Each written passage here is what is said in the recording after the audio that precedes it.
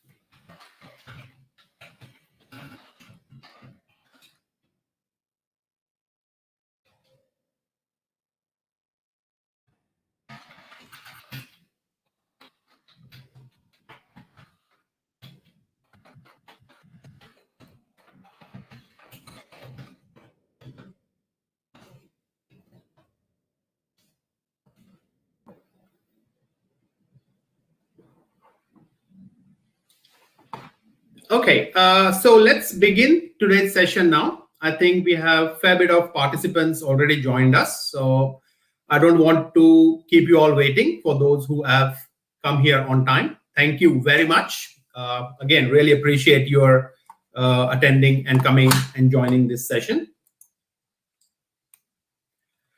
Okay, before I begin my session today, I have to formally put this disclaimer out there that this is a completely personal initiative. I'm doing this on my own. It is not affiliated with my employer in any way. So I'm not representing my university. This is conducted on a Sunday in Perth, Australia, and I'm using my personal resources to run this session. So computer, the internet, any resources that I'm using are my own and not that of my employer. So that's a formality that I have to complete. So I have done that now. Let's begin. I want to start off with this slide, a slide of opportunity. You know, all of you who have come here to attend this session, it is an opportunity for you. I mean, I shared this session out online. A lot of people registered, and I was surprised by the number of people who registered. But as I can see now, there are only 70 or 80 people who have joined this session at this time. Although I do accept that for some people it might not be the right time. But what I want to convey with this is it's an opportunity for you. I'm doing this session completely free out of my own time, and that too on a weekend. So rather than going out on having an enjoyable day out in the beautiful city of Perth, I'm here sharing my insights on how to do research. So I want you to appreciate that this session is much more than just a session. You are here because you want to take this opportunity and make something better for yourself. So keep that in mind, that basically everyone has this opportunity, but you are the one who have actually come here and participate. So I want to congratulate you for taking that initiative. Yeah, thank you very much. This is really a big thing that you have done. You have been participating to participate in this session. So I will do all my best to share my knowledge to you in whatever shape, form, or whatever I know. I would want to share that with you. However, I would want equal commitment from you guys as well. Okay, so don't just take this session as any other webinar that is happening around on the internet just for the sake of attending it and getting a certificate. Okay, I want to make that clear at the very beginning, because I have received a number of requests from you all as whether I would be issuing a certificate at the end of completion of this program or not. I'm happy to do that, but it is not just, I don't want you to be here just for getting that certificate. Okay, I want you to be here to learn. Someone is asking me if this session is recorded. Yeah, it is recorded. It is on YouTube, so it will be there. It will be there for you to check it. All right. Let's move on to the next slide. So remember the opportunity. Okay.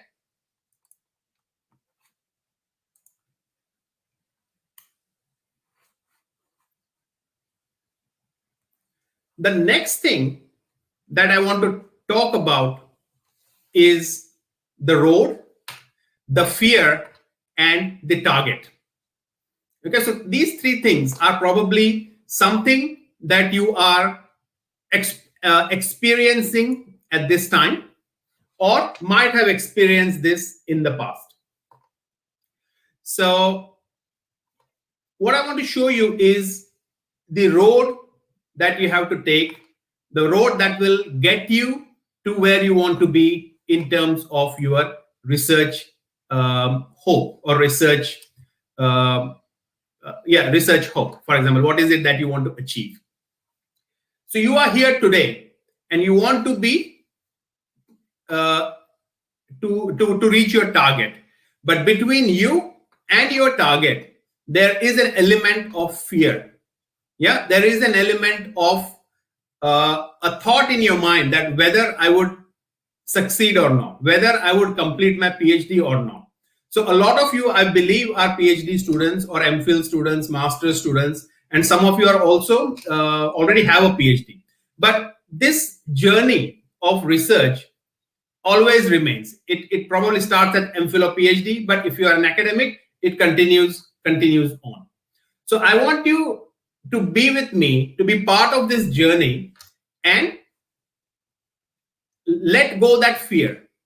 Make sure that by following what I'm going to teach you over the next 5 sessions, you take every opportunity to conquer that fear and reach your target. Because what I want for you all is be successful. Whatever target that you have in mind, I want you to reach that target, to be successful and make sure that you complete what you have started.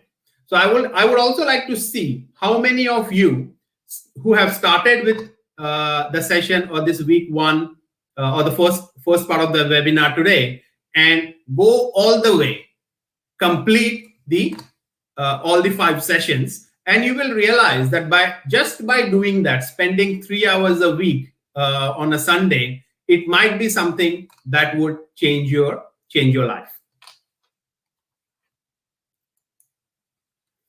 Okay, before I begin, I would kind of request all of you, if you can copy or share this link for this webinar online. Many a times people might forget that they have registered, or they might have misplaced the link. So if you can share the link of this YouTube where we are live to on your network, whether it is Facebook, Instagram, LinkedIn, WhatsApp, wherever, I would really appreciate that, because I want more and more people to join and be part of this session.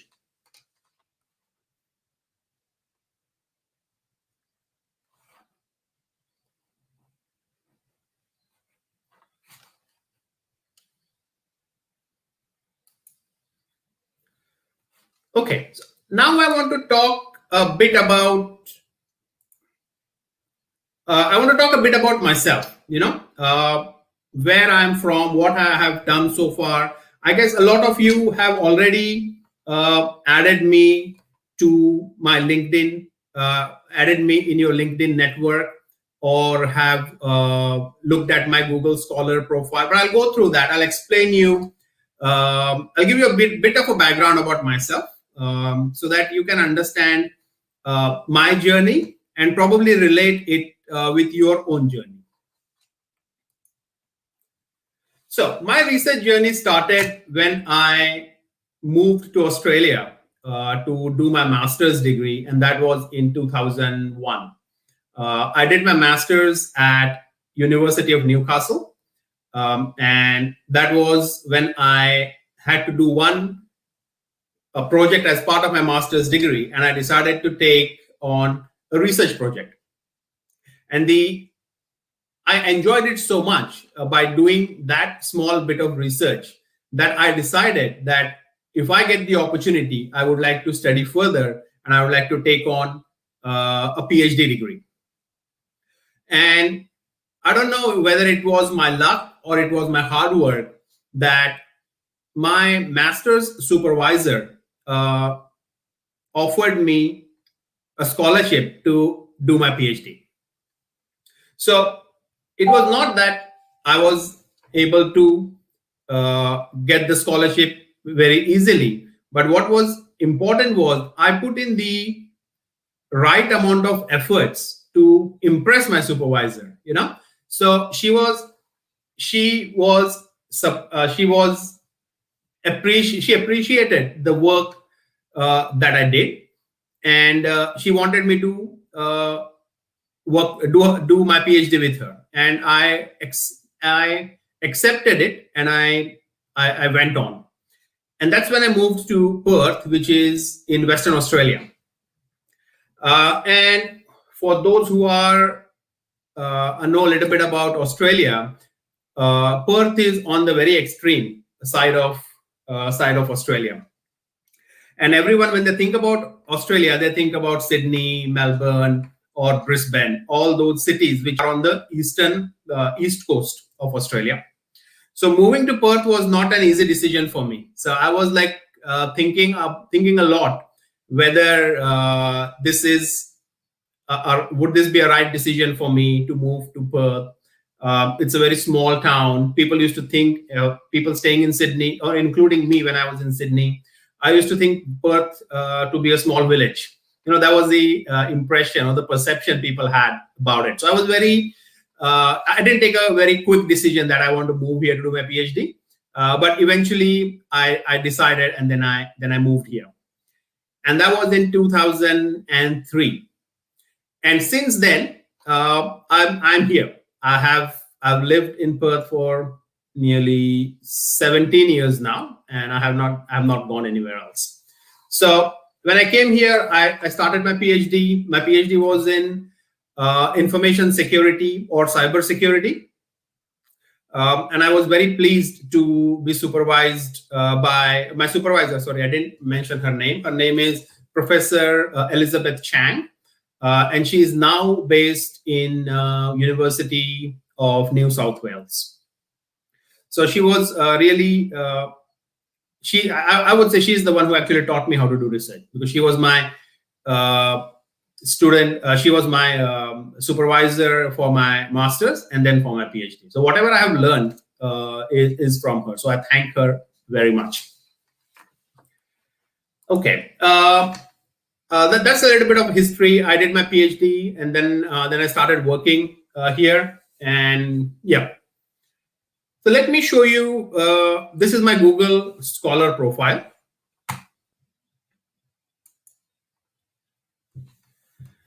And the reason I am showing this Google Scholar profile is, if you see some of my papers that have received very high number of citations, if you read the title, you will realize that those papers are actually literature review papers. And that is one thing that a lot of people probably are aware or not aware, but you get a lot of citations for doing a literature review paper, because a literature review paper kind of helps you or helps others, in fact, because it kind of a summary or an evaluation of a number of researchers or research that has been already done. So it's a good way for people to kind of read a lot of papers by just reading one paper. And if you write that paper really nicely, then you can get a lot of citations for your work. So I wanted to highlight that. And later in the session, I will get you all to create your own Google Scholar profile. I don't know how many of you have a Google Scholar profile. If you already have it, that's well and good. But if you do not, then I'll have some time in today's session where you can go and set up your own Google Scholar profile, because I think that is something that is very important as for researchers like us.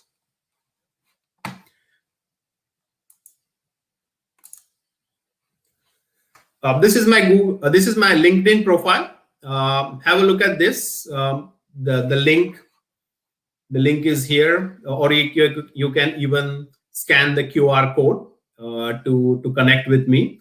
I recommend that you follow me on LinkedIn, and because a lot of you have followed me as well as added me on that. So I suggest just follow me rather than adding me, because LinkedIn does have limited number of connection requests that I can accept. So yeah, so take that and involve me or add me or follow me on LinkedIn.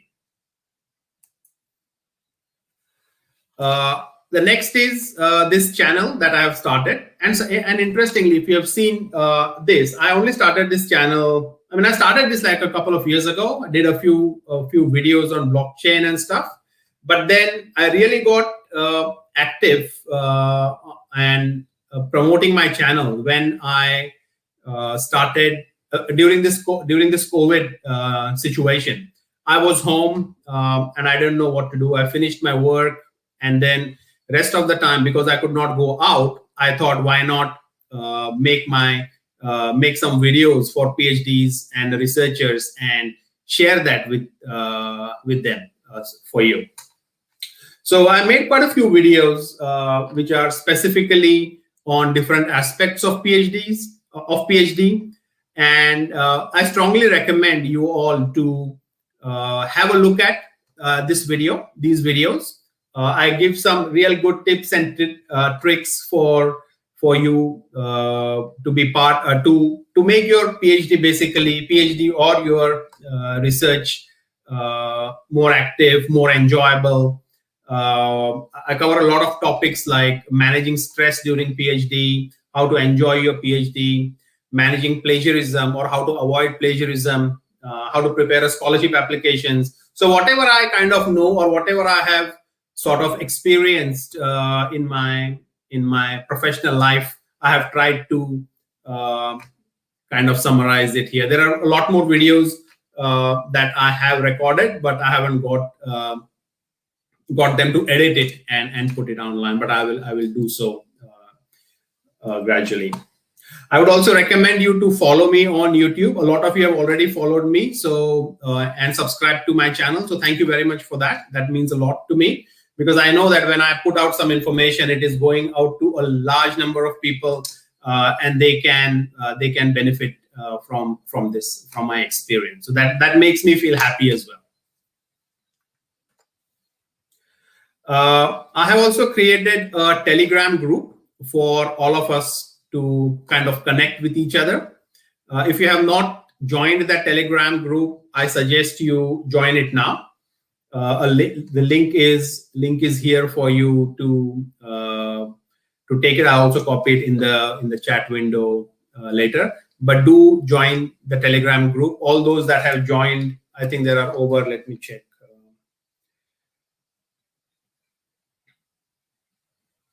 There are over 346 members on the Telegram group. But I would want all of you to be here so that we can be more connected and more engaged in these conversations. So I don't know how many of you received my email, which I sent earlier this week, where I had given you 2 tasks to complete. One was where I asked you about a question about your why. Why are you doing your research? Why do you want to publish? So there was one question about why. And then there's another question that was about identifying a couple of literature review articles that I wanted you to read. So that was your why and the task that I had assigned you to do. I want to talk a little bit about my why. Why is it that I decided to run this webinar series? There was no reason for me to spend time on a weekend to run this and commit my time for the next 5 weeks to run this session. So I want to talk why I want to do this. So there are a number of reasons that I have been, why I'm actually doing this.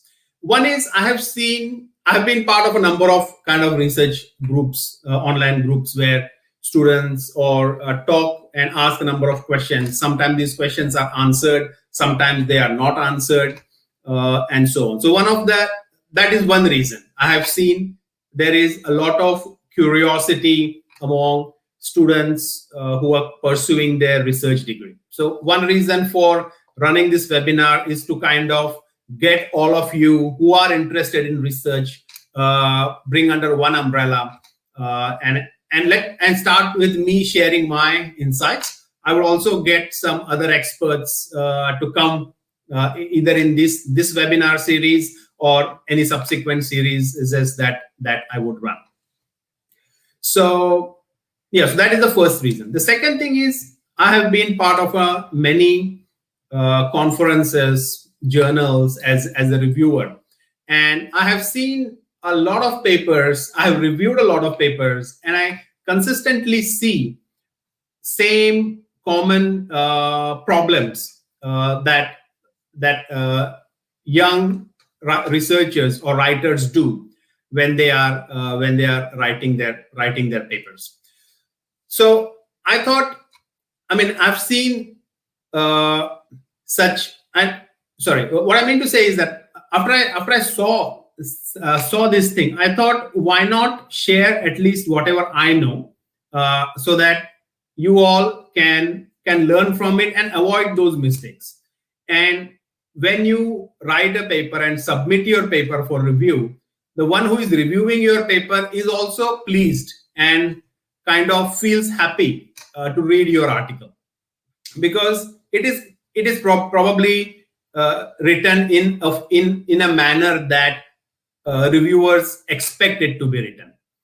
So I would say that is my real why I wanted to why I want to do this, or why I wanted to do this. So that is my reason for running this session. So what happened after I marketed the webinar?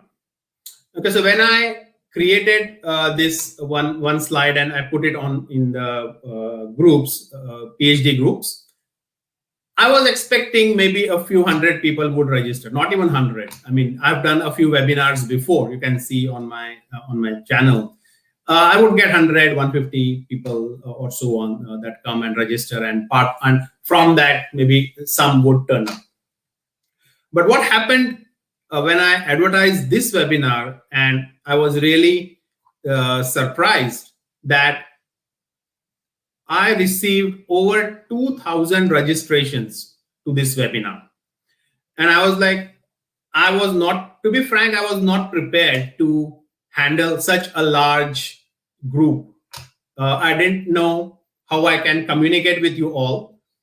I thought if it was like 100, 200 students who register, I can use my personal email to send out emails. Which is why, and also if you remember, I had initially created a WhatsApp group, and WhatsApp group has a limit of 256 people. So I never expected that more than that many people would actually register. But within an hour or two, I think when I put the ad online, the registrations kind of kept coming and coming, and I really had no idea of how to communicate with you all. So immediately I created my own website, vidypotdar.com. I had to find out a way to email you all with a task. Firstly, to thank you for being part of this, for registering, and then also to ensure you that you got the link. I don't know, for a lot of people, it might have even gone into their junk mail, because some people whom I spoke to, they did mention that my email has gone to their junk folder. But I really had no other alternative to contact. Even Gmail only allows you to send 500 emails per day per account, and if you try to send that many, it will also kind of block your account or ask you to prove that you're not a bot and stuff like that. So this kind of took a lot of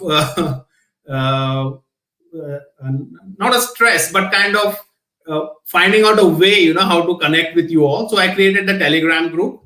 Somebody suggested me that Telegram is better than WhatsApp, so I created a Telegram group, and we are there. But what I realized with Telegram group is that people are sharing content, but then it is very difficult to find that content which somebody shared before. So I remember someone shared some really good links to some websites and some things, but then scrolling through that Telegram, it was just too difficult. So then so within these 2 weeks, what I did from the time I launched this to the time I registered to the time now is, firstly, I created my own website and I set up a social network. So I wanted a way to kind of manage this whole group to be active and be there live, and for me to easily communicate with you all. So as a result of that, I would say just like in a week or so, I created my website, which I was thinking for a long time I should actually have one website, but never kind of took that initiative to do it. But this actually made me that, okay, I need to now make a website. And on that, I have set up this simple research community. So what I would like to do, like now, for those who have kind of registered, those who are kind of live now, to go to this website. I'll copy the link in the chat window.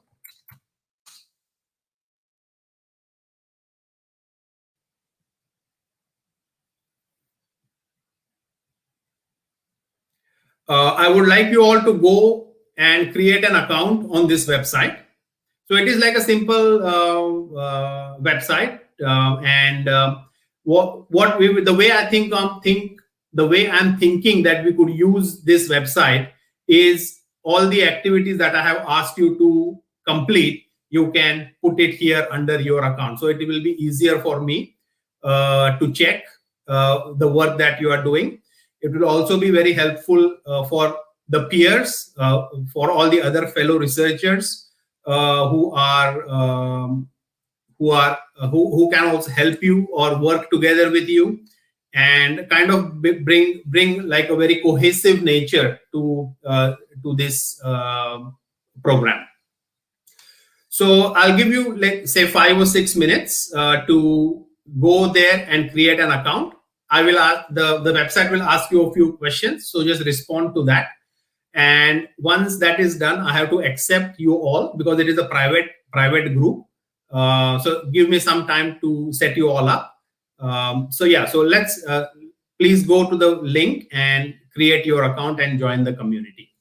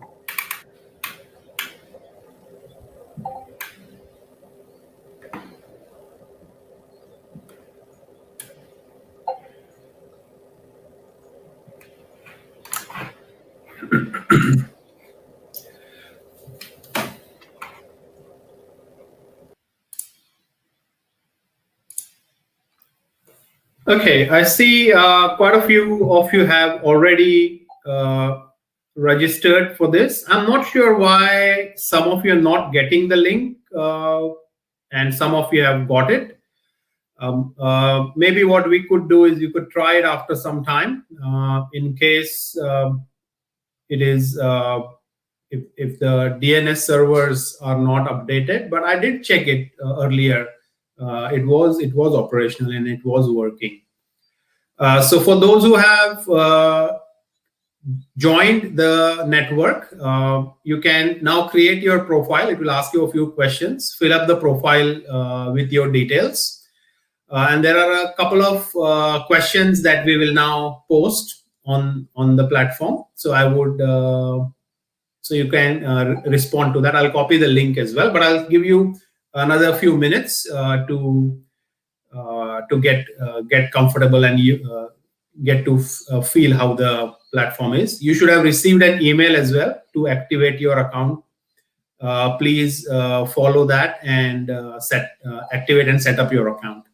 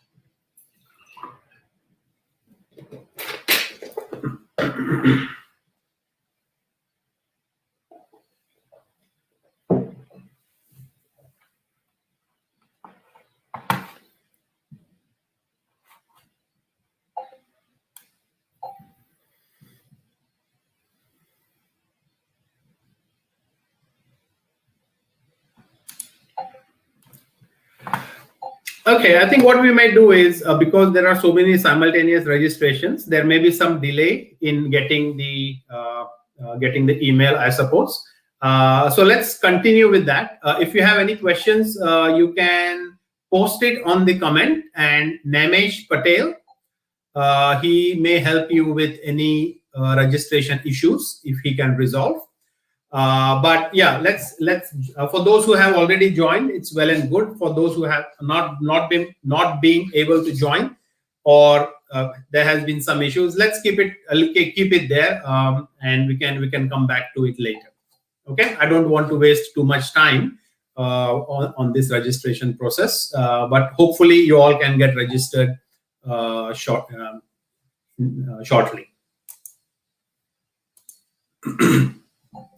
All right, so this brings me to today's agenda. What is it that I'm planning to cover?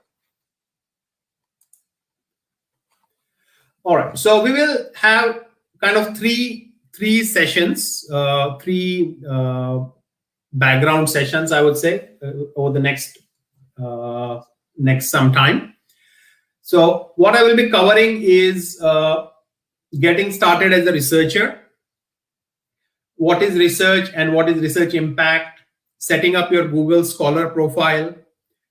What are the different research citation schemes that you can apply? The use of referencing tools such as EndNote, Zotero, Mendeley. There are many, but I personally use Zotero. And setting up Zotero. So if you have any existing software that you use, you could use that. If not, you can download and set up Zotero. So I will show you the steps for doing that. We'll take a small break after that, after we finish the Zotero. Then we will dive into the actual core of the session today, which is literature review. I'll give you a background of what is literature review, why is it important, part of your research, how to structure your literature review paper. And this is the time when we will all start together to create start writing our paper together. So that's the place, that's where we'll actually start getting hands-on and start writing. And I want to cover what also in today's session, we will be covering abstract and introduction. So that is the aim for today's session. So we'll cover those two things. And I want to explain you why abstract and introduction is kind of the most important section of your paper. So that we will do that. After that, we'll take a small break again. And then we will start writing. And I will start writing, and I want you all to start writing as well. Okay, so that's the kind of the layout or the plan for today, and I hope that this will be an interesting exercise for all of you.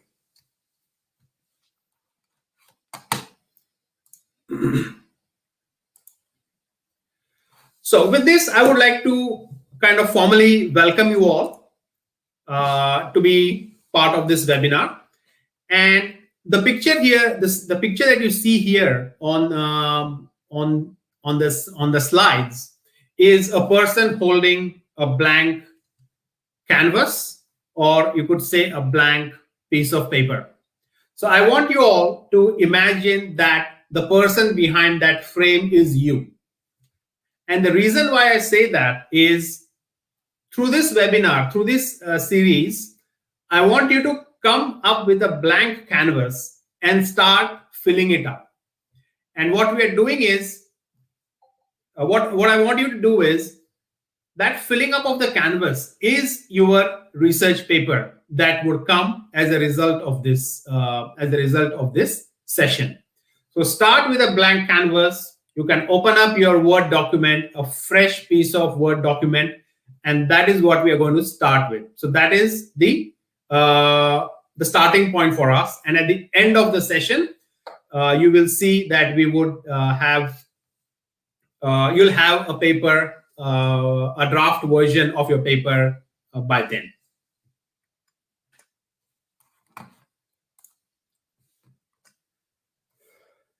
So I'm going to start off with a very important question, which kind of applies to all of us as researchers. And that is, what is research and what is research impact? So those are the two very important questions that or concepts that we kind of need to know. Okay, so what is research? So put it in a very simple word, research would refer to a process of finding something or finding something new, or you can think research as solving a problem. And I take that solving a problem as the core behind doing research. So the reason why we are doing research is there is a problem and we want to solve that problem, and there has to be there is a proper way, an efficient way, a productive way to do that. And it is my hope that by being part of this webinar series, you can learn that bit, that information, that knowledge. Okay, so simply put, research is a way of solving a problem. And what is a research degree, or what is a PhD, for example, or an MPhil, or even an undergraduate program, undergraduate project that you may be doing, MBA project that you might be doing. So what that is, a PhD is, I think it is like a training exercise. We as academic supervisors train you during your PhD to solve a research problem. Okay, so that is what we are going to teach you. That is what we should teach you as academic supervisors, or your mentors, or your guides. And that skill that you achieve with doing research can be helpful and can be useful even outside of academia. So keep that in mind, that if you are doing your PhD, it doesn't mean that you have to work in universities. Yeah, you are equally qualified to work in the industry. And the reason why I say that is you're spending excuse me, you're spending the time to learn a new skill, and that skill is how to problem solve. And you can apply that in academia, and you can apply that in universities. In industries. So if you have the thought that PhD only means working in academia, then I would say that maybe that is something that you should think that, or I'm telling you that is not the case. And to give you an example, many of my PhD students completed PhD and started to work in the industry. So that's an example that you can relate to. Okay, so that is a little bit about what is research and what is PhD, or what is a research degree. So now let me talk about research impact. And the reason I want to talk about research impact is we are now in a stage where the importance of your research, or the impact your research has on the society, on the community, in your country, that matters a lot. So whatever you do, what are the practical applications of doing that research? I think that is really very critical, and it is something that matters a lot.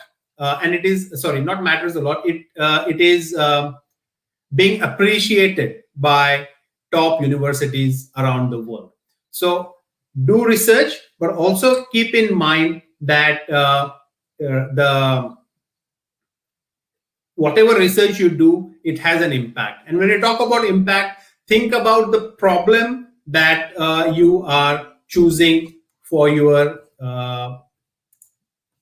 research. So even if you are going to write a literature review paper with me from today, think about what is it that you're going to write on, whether that problem is relevant, or whether that problem is what would be the impact after you solve that research problem. How is it going to help people? How is it going to transform industries? How is it going to help governments? How can it promote or influence policy? So think about all those topics when you are thinking about the research that you have chosen and the impact that your research will have.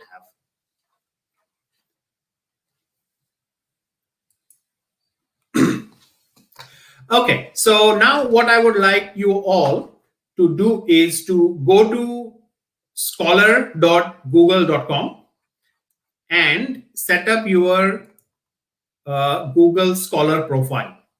So take some time, use to set up your profile, add a profile picture, because that kind of puts your brand out there. Also, list your research areas that you have and set up that profile. Okay, so I'll give you 10 minutes to do that.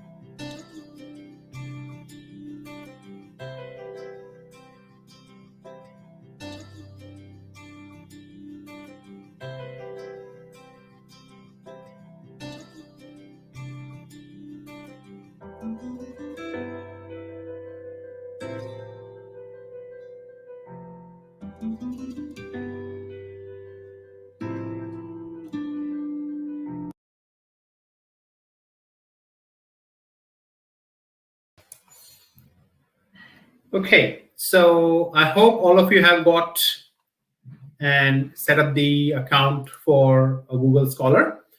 The reason I suggest that you create an account on Google Scholar is from a reviewer's perspective. When you're submitting a paper for review, one of the first things that many reviewers do, even personally I do, is to look at your Google Scholar, to look at the Google Scholar profile, if one exists. So it is a good practice to have your Google Scholar profile available, and it is free to set up. So it would be good to have. But there are other profiles that you can create, but this may or may not be free.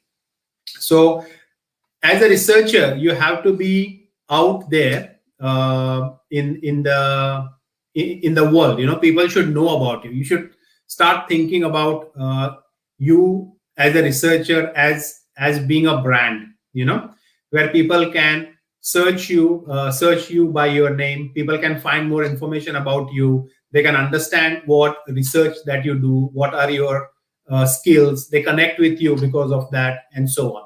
So having having an online presence of that shape or that form is really important. So which is why I showed you that you should create a Google Scholar profile. I don't know how many of you have a LinkedIn profile. If you do not have a LinkedIn profile, I think you should make a LinkedIn profile as well, because you have to be out there in a professional network. Yeah. Okay. The other thing I want to mention is that building your research skills is building your research is not just doing research, but it is also promoting your research and creating that network.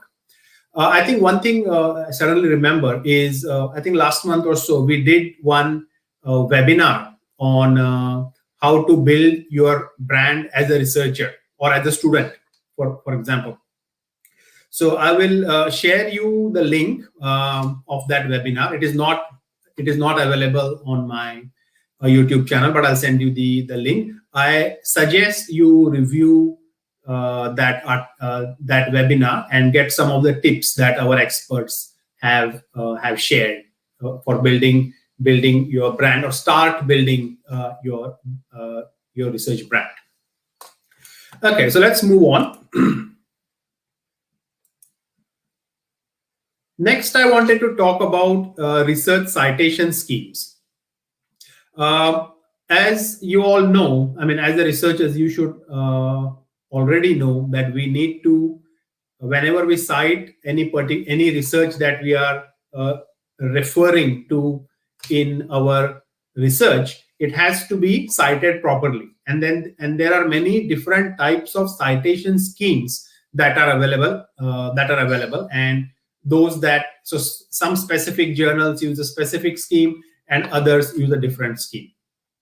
So there are many such schemes. One of the things that I want you to do today is to study these different schemes. So I have mentioned a few here. For example, IEEE, Chicago, APA, and there are a lot more, many different citation schemes that are there, that you can you don't really need to know them, but what is important is that you know that those exist, and when you are submitting a paper for review, ensure that you follow the right citation scheme or citation required by that particular journal or that particular conference. So doing citation manually is a very difficult job, and it is not perfect. So you will definitely make mistakes if you are kind of copying and pasting citations for the papers that you are citing in your paper. So a lot of majority of researchers would refer or would use some form of citation software that will help them to manage their citations.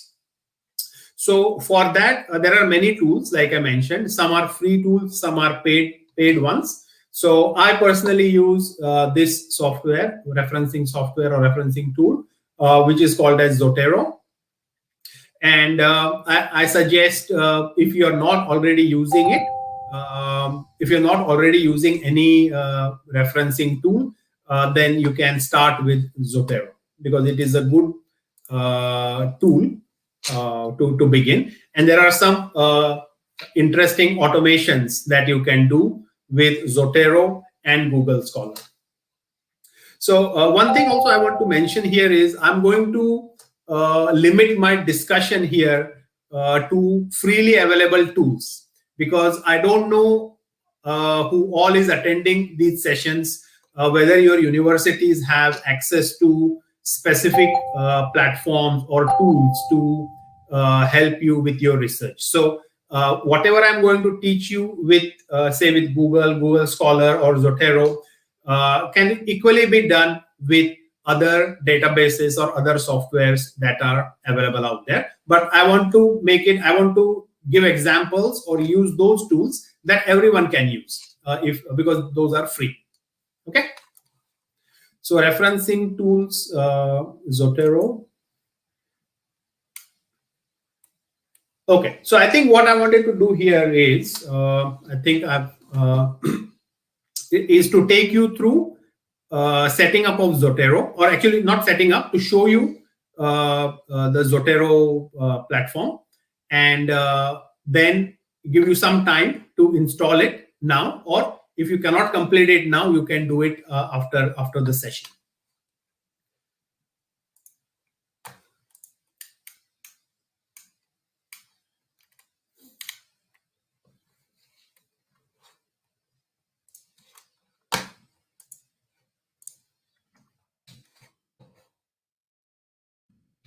So I'm copying the link here for this software, for this referencing tool called Zotero.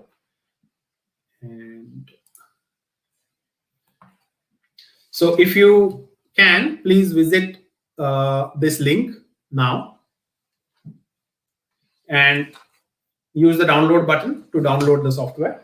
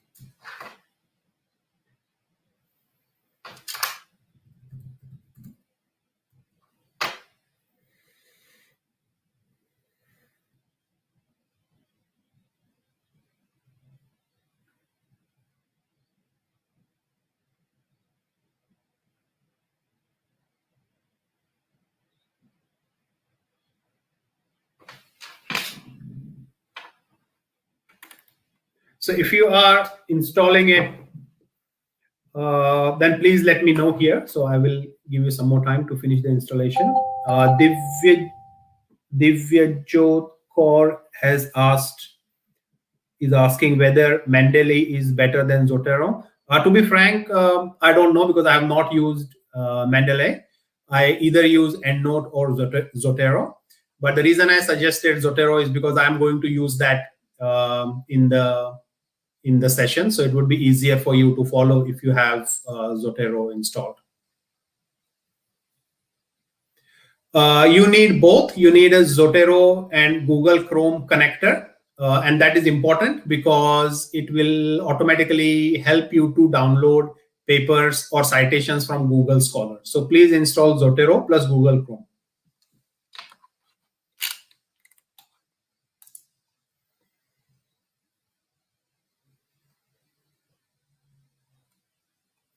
So use this one, this and this, both these things.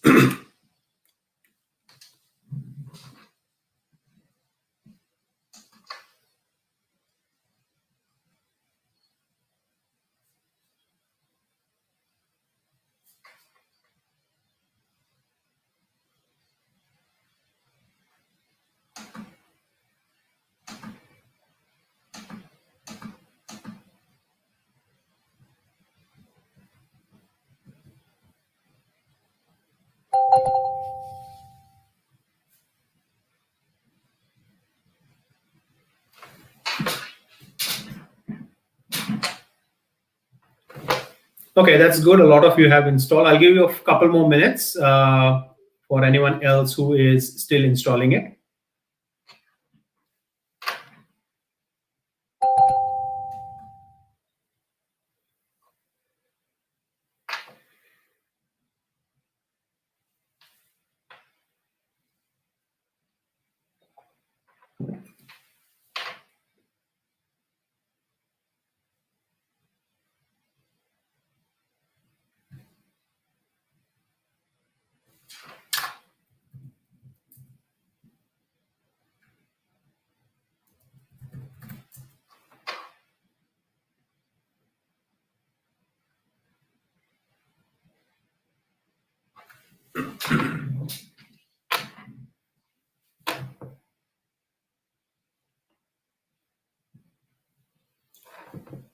Just for who was that? Mary, you can just go with the standard setup. Don't go for custom setup.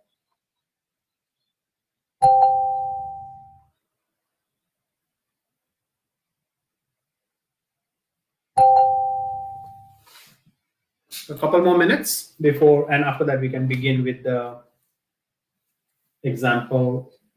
I want to show you how to use Zotero quickly, because we will be using that frequently in this session. So I'll give you a few more minutes to get set up with Zotero.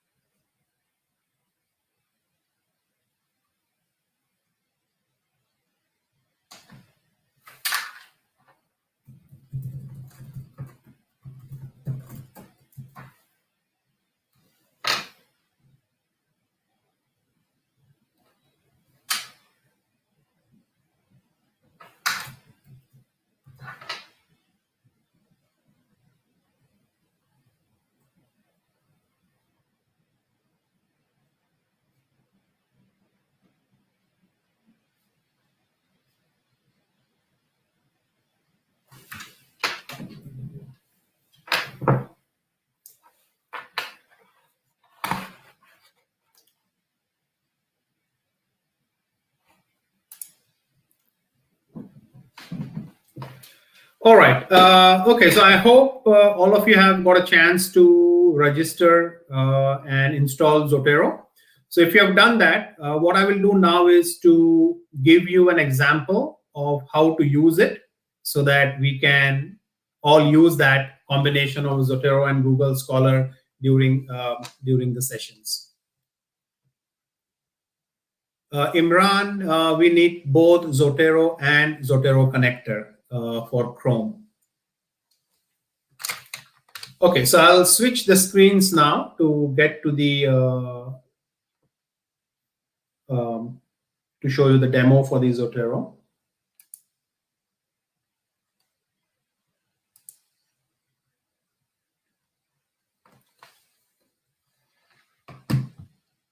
All right, so what you can see here is my Word document. And within the Word document, you should be able to see a tab which says Zotero. Okay, so we will be using this when we are inserting citations to the Word document. You would also need a Zotero client, a desktop client. So whenever you are copying any resources from Google Scholar, they will be added to your Zotero library.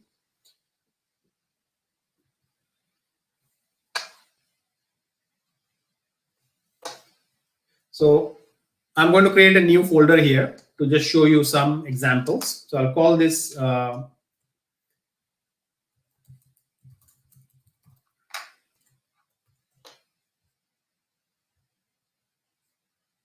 call it sample folder. So I'll copy some of the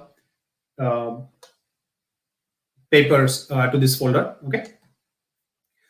Okay, let me see. Now what I've done is I've gone to Google Scholar. So can I get everyone, all of you, to go to Google Scholar?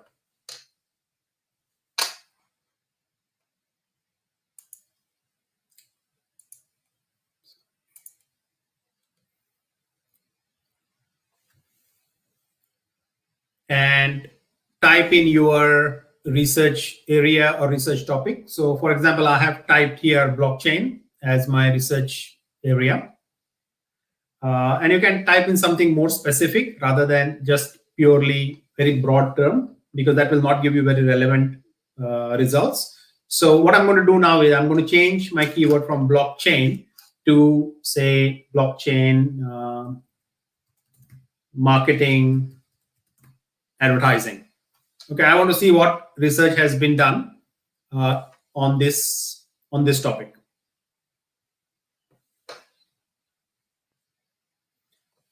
Okay, now I've got some results here. As you can see, there are quite a bit of results. There are around 10, at least I can see 10 pages of results, which will be 100 papers from Google Scholar. So there is one way that you can do is, so what I want to show now is how you can download these citations to Zotero easily, okay, and quickly. So what you can do is at the very top, you can see there is a small icon. And when you hover on that icon, it will say save to Zotero. Can you all see that at that bottom, top right-hand corner next to your search bar? There's an icon like a folder, yellow color folder. So this is what you should be able to see. If you do not see this, it means that your Google Chrome connector, that is Zotero connector, has not connected properly. Okay, so you might have to troubleshoot that.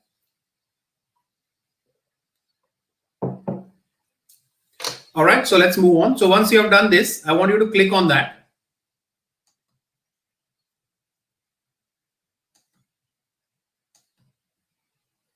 Once you click on that folder, this kind of a pop-up will come. And this pop-up shows you the 10 papers that are there on this screen. Okay, so I can select maybe 1, 2, 3, 4. So you can read the title and select those papers. And once you select those, either you can select all, there's a button for select all or deselect all. But if you select all and continuously keep downloading, Google will think that you are a bot and it will stop you from accessing Google Scholar for some time. So only download those articles that you think are relevant to you. So for example, I have selected these 4, for example, for my case, and I click OK. Here you can see it is saving to sample folder. The sample folder was the folder that I created just now. So when you want to copy these citations so you kind of have to select the folder here first on your desktop client, and then come here and use your Zotero from the Google Chrome. Once you have done that, if I go here and click on sample folder, I can see those 4 papers are now already in my Zotero folder. Okay.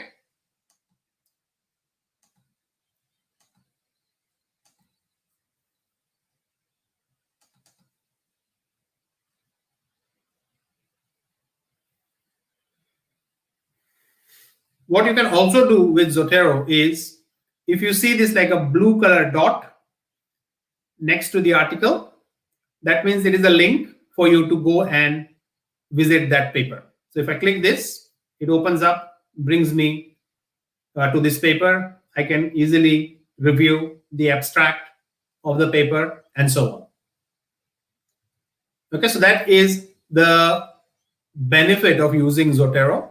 I don't know if this can be done in Mendeley or not, but if there are any users who are using Mendeley here, they may share their thoughts on this topic. But I find this to be a very convenient way if you are using Google Scholar to collect your citations, collect the papers that you want to review. Okay, so once that is done, the third element to this process is to have to start writing and to integrate the citations when you're writing your research paper. Okay, so I'll show you how we do this here now.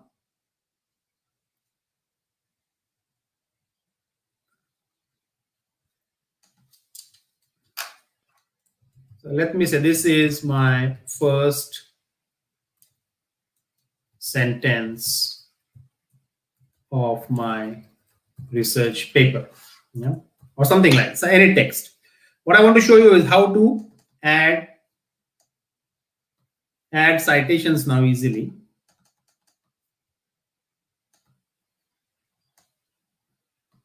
So I go here, and wherever I want to insert a particular citation or cite a particular paper, I will take my cursor there, go to Zotero tab in Word up at the top.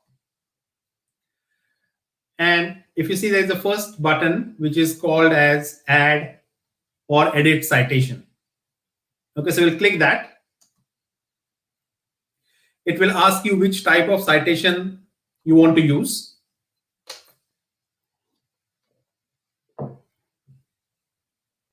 So there is option of IEEE, Emerald, Elsevier, APA, and so on. So let's choose IEEE, for example. And you can change this later on. Okay. So the moment you do that, this red kind of a box comes up. And this is where you have to you can either type the title of the paper, the author of the paper, and then that citation would be visible here. So let me start blockchain marketing and see what comes up. So here you can see there is a paper called Blockchain Applications in Marketing. So I can select that. If I want to add another paper at the same time,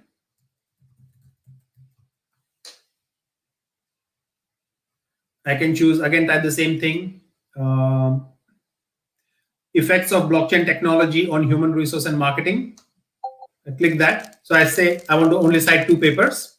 I select it this way, and then I press enter. Okay, so those 2 papers are now cited in my article, but I need to have a reference list. So for that, I need to go to the second button here, Add and Edit Bibliography. Once I do that, these 2 papers are properly cited in my article.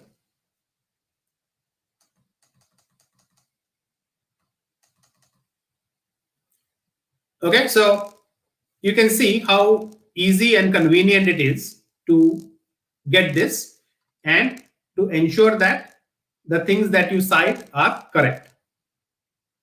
Okay, so you don't have to do this thing manually, because doing this thing manually will result in errors.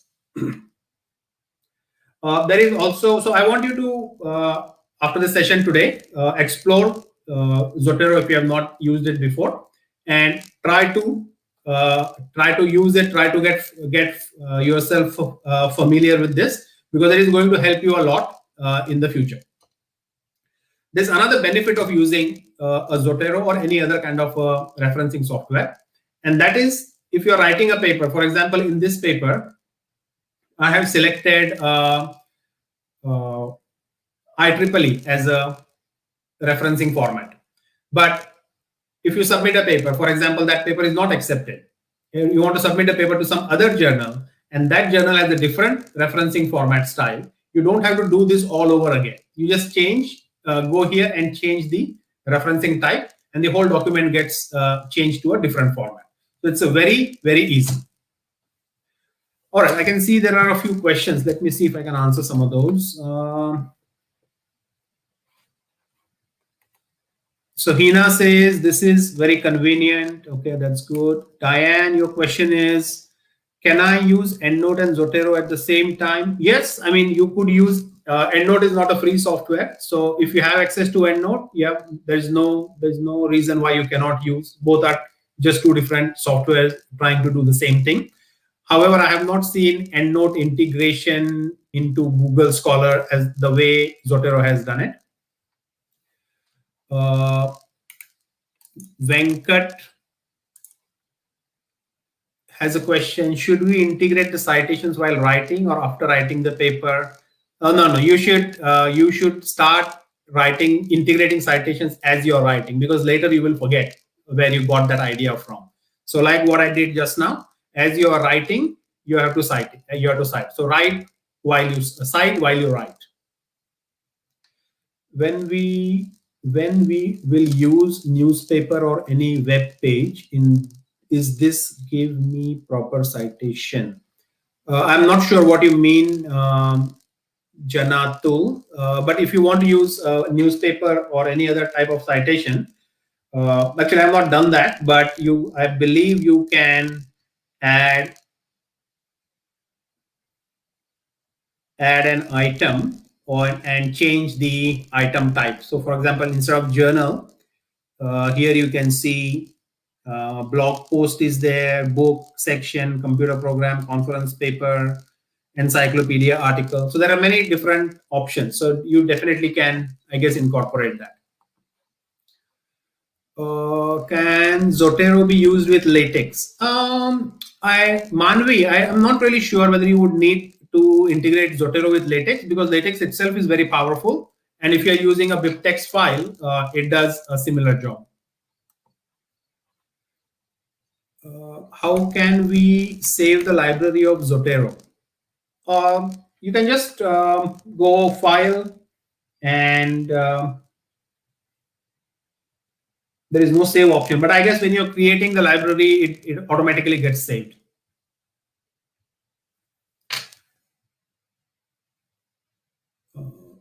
How can we use latex? So Ganesha, using latex is altogether a different software, and I don't use it, so I can't comment on that. If you have EndNote, you can use EndNote or Zotero, whichever works fine. I'm going to use Zotero during this session, so I suggest if you want to follow me, just use Zotero. That will be easier, but it's up to you. Okay. All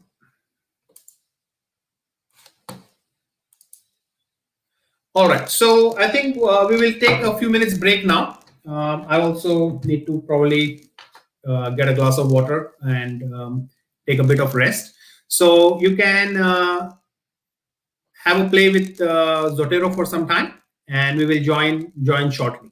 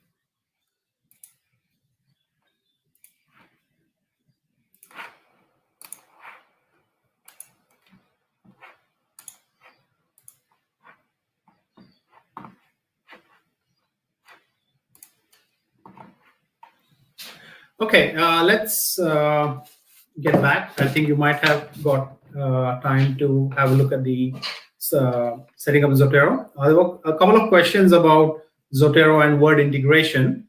So I think you need to enable the plugin. So we can do that maybe later, but it is fairly straightforward. I've copied a link as well here in the chat window for you to follow the instructions on how to enable Zotero and word integration. Okay, so let's move on now. Before we progress with the next session, I wanted you to know, or wanted you to share, I wanted you to tell how you can leverage from this community that I have developed. So you can write posts or articles like you do on any platform like Facebook or LinkedIn.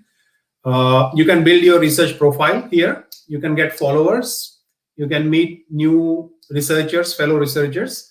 There is also a feature on this network that you can see who are the researchers close to you.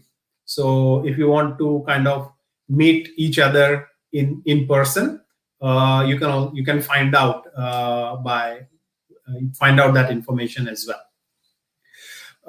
So what I say is after the session today, spend some time looking at how this whole social platform works. And this will be the prime way, the main way that I will communicate with you all now, because sending out emails is not reliable. It may go to your spam folder. So I just want to post whatever information that I have. I'll be putting it here. I want to show you a couple of things. I'll make this full screen. Just give me a minute. Full screen. Okay. So if you have any question that you would like to ask any of the fellow researchers, you can post your question here. Yeah. So, for example, how to integrate Word to Zotero, and you can add a topic. Adding a topic is like giving a tag for an article or a post. So I'll say systematic literature review is the topic, and I can post this as a question. And once I post this, it will come up on your wall on your feed, and if you know the answer, you can reply to that answer and so on. So this will be kind of help you to help other researchers, and the feature of tagging or putting the topics will help to organize the information in a very structured way, so you can come back later and search for specific topics that you are interested in. So I think that is one of the very useful feature of this that I have found, which can be very useful for all of us. So for example, let's put another example. How do you manage stress during your research or PhD? So if someone, for example, posts this question and puts adds it to a topic, PhD student challenge, and post it, everyone can see. And if you can help each other, you can help, you can answer, and all these answers are visible for everyone. So my intention with this is that this becomes a place where you can have structured information rather than information that is spread all across and it is very difficult to find. And on your profile page, for example, if I go on my profile page, I can see information about myself. I can write some description, like a tagline. So you can think about a tagline that you can write that describes you. It shows what I have done. I have done 17 posts. I was active 19 minutes ago, and so on. I'm based in Perth, Australia. So it gives the location. It automatically picks up. It shows that I have 5 followers, and these are some of the topics that I am interested in. So you can also kind of connect and build your profile. If you write any articles, so if I click on see all activity, it will show you all the things that I have posted on this. For example, I have asked a question: do you need an e-certificate from this webinar? So you can say yes, no. You can give an answer. These 2 questions that I just now posted: how do you manage stress, or how to integrate? So whatever I have contributed is visible under my profile. So it is easier for me to go to one place and find all the information. So I had this question: how do you feel about writing a research paper for a high impact factor journal? And this was the kind of response. So it's very cool as well, this whole thing. I asked, what are you studying? How many of you are doing PhD, MPhil, Masters, and so on? So take time to explore this platform. I think it will be something really useful in your research journey, and you can help. It can help you to build your research profile, your brand in the research community. Okay, so I'll give you time to explore that later on, not now. So that is what I wanted to share in this bit, this part. I showed you this already, so let's skip this. Okay, so now let's get into the core of the session today, which is on literature review or systematic literature review. So one of the reason I told you to do research or to do a systematic literature review is because it gives you the opportunity to read a lot of relevant literature, combine the findings, synthesize it, and put it out there for the community or for researchers to use. So literature review is a very important part of any research activity that you begin. One of the first things that you do is literature review, because it tells you what others have done, because you do not want to spend time doing something or doing research when somebody else has already done it.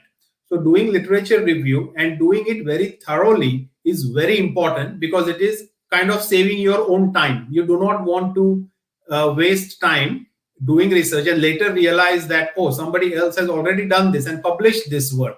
So your research then becomes of limited value.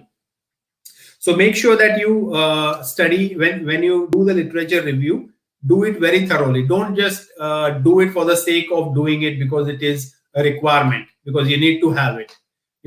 Take this time to really spend quality time to do thorough study, thorough literature review. So one of the reasons why we write a literature review is to identify research gaps. Because as a researcher or as a student or even as a professional, as an academic, you need to be confident that the problem that you have taken to solve or to handle as part of your research is a problem that nobody else has solved and something that is of significance. So keep that in mind. You have to identify research gaps and also useful to do review at the beginning of your research study. So what are some of the aims of doing a literature review? So one is to study and summarize the research findings. Not just summarize, but it will, but also take this opportunity to analyze, compare, or even criticize existing literature. Try to find what are the pros and what are the cons, of a particular paper that you are reading or the one that you are going to review. So in broad terms, there are, I would say, 3 or 4 core reasons why we do a literature review. We do a literature review at the start of the research to identify research gap. That could be one reason why we are doing a literature review. Sorry, why you want to do a literature review. The second reason could be because you want to publish a paper. So doing a research paper and doing a literature review for publishing a research paper is an acceptable reason for doing a literature review. Okay, so that is the second reason. And the third reason is, in any empirical study that you do, that is a paper which is not a research paper, but it is just research, there is a section in that paper where you have to mention what other research has been done. And for that, you also need to do literature review. Okay, so those are the three reasons why literature review is important and why you should be doing it.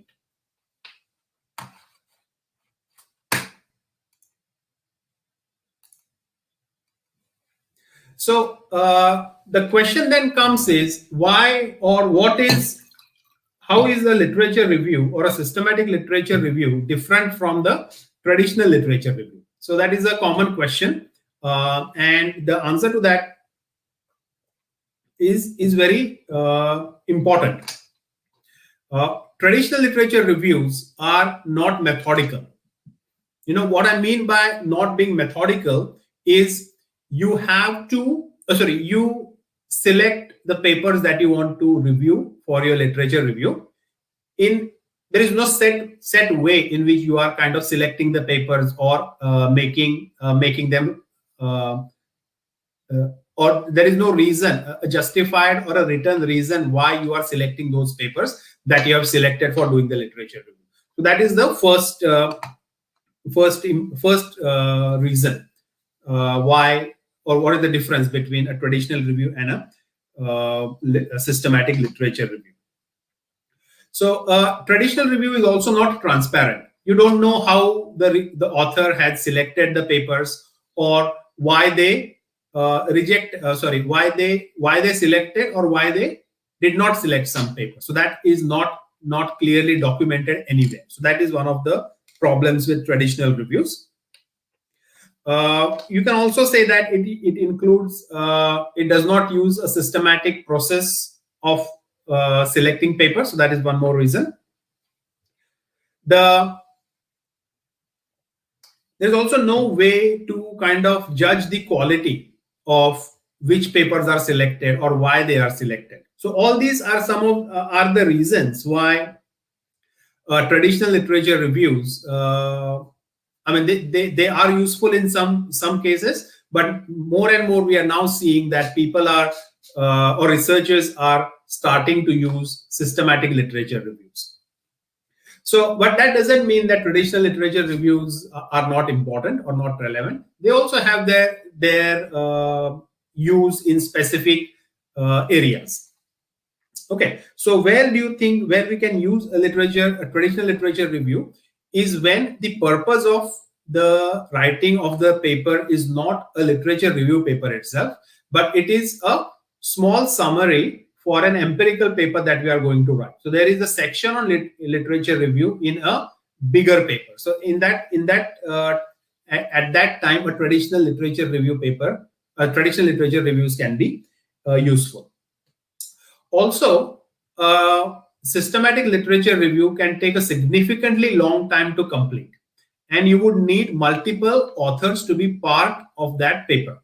Okay, and the reason why I need multiple authors is because that adds authenticity, transparency, and replicability of your research. And I will talk about this a bit later. So another reason why you should be active on the platform is you can find people with whom you can join together and write a research paper. Rather than writing your own, you can kind of make a group, two or three people in the same field, and write one research paper, because that will be it will make your research methodology very strong.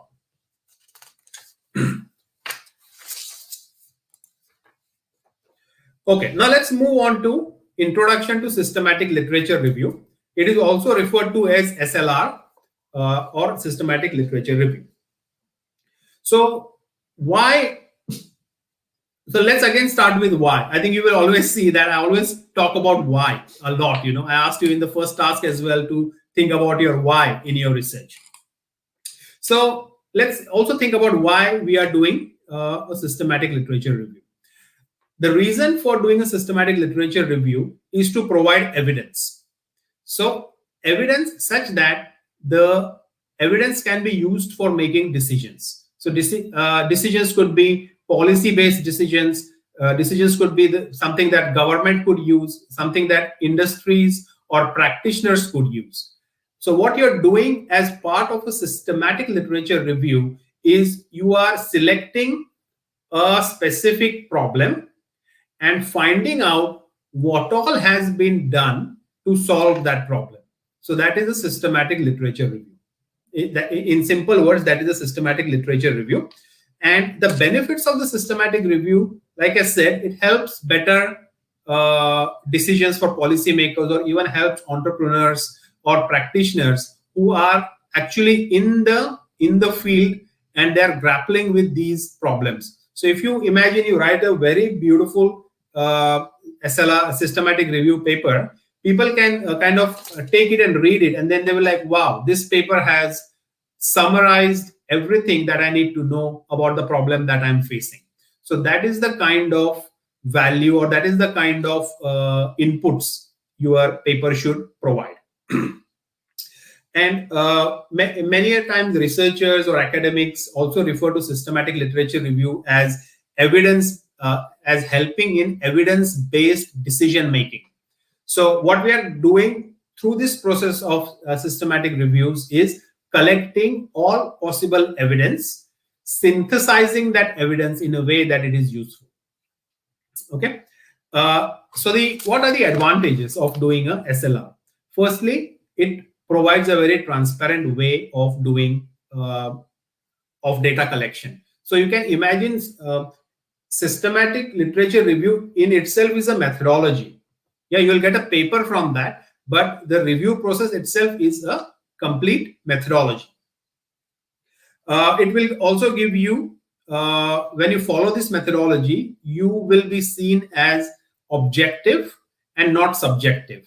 For example, if there are 100 papers, there are two ways in which you can select those papers. One is just based upon your feeling or your instinct. You could say that, oh, I know this field very well. I think I would select these 40 papers from this list. Or the other approach is doing it objectively by setting out some criteria for selection of these papers. And the criteria could be, we will select papers that are only published in top ranked journals, or we'll select papers only those are published in the last 10 years, or so on. So that kind of criteria gives you a objective way to select papers, and that kind of removes the author's bias in the selection process. And it also becomes very useful when you have multiple authors, which is why I said that you have to find other researchers in this group to work with you. Because if one person thinks that this paper should be included and other thinks it should not be included, then you would have to come up with an agreement, and we would need a third person to be present at that time.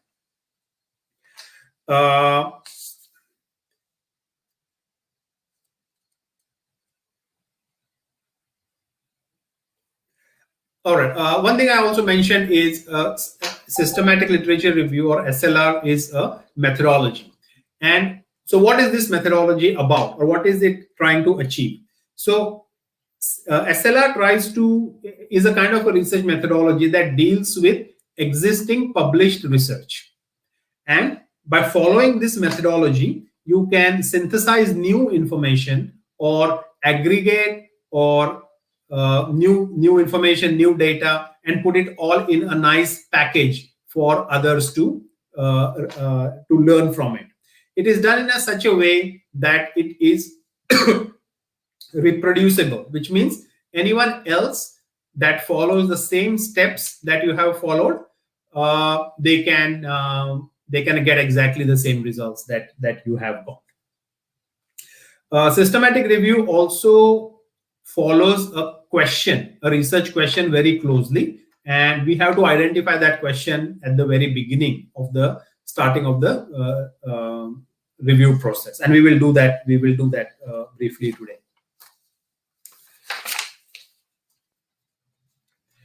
Systematic reviews are also have their own limitations. For example, many a times if you see traditional reviews, the authors can intentionally not include some research papers because it may be because they may be because the hypothesis may be something against what they are trying to convey. But in a systematic review, you would have to cover everything that's specific to that particular area, and this is done by using keywords, and we will talk about that as well. So systematic reviews actually identify and list their limitations as well, very openly, very transparently. And that is one of the things that you have to do. You have to be very open and transparent as to what you have included and what you have excluded and why.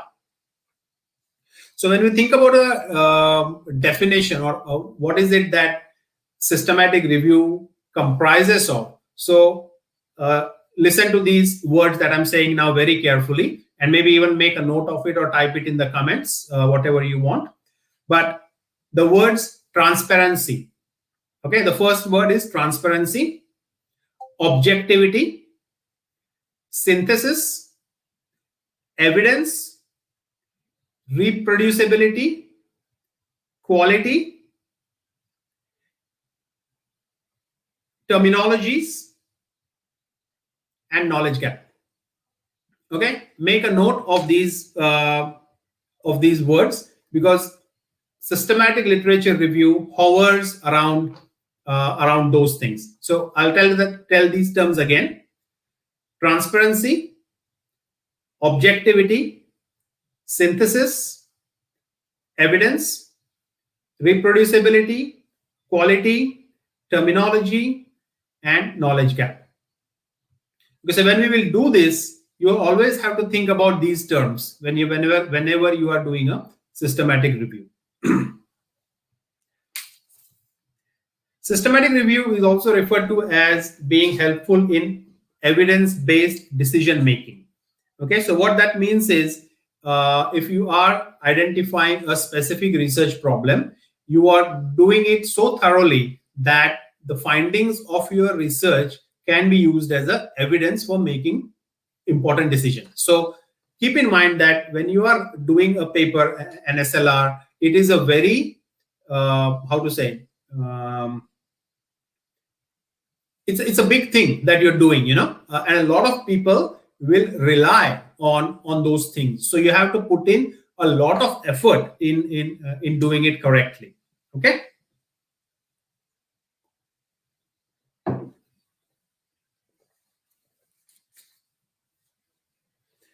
All right. So, one more thing that you would kind of ask, or the question that may have in your mind is, how many papers should I select, or how many papers should I reject from the list? So doing a systematic review, you will have a lot of papers that may come out as a result, and you will have some way to kind of shortlist. So if it is a relatively newer research field in which there isn't been a lot of quantitative studies that have been done, but mostly it is, say, qualitative or case study based research is more prevalent. In that case, you will kind of use all the papers that are out there. But if it is kind of a more mature field and there are equally a good number of quantitative studies that have come up, then you have the flexibility of deciding to focus on quantitative, qualitative, or select more or less from them. So for a mature field, you have more options. For a new and upcoming field, there are limited options.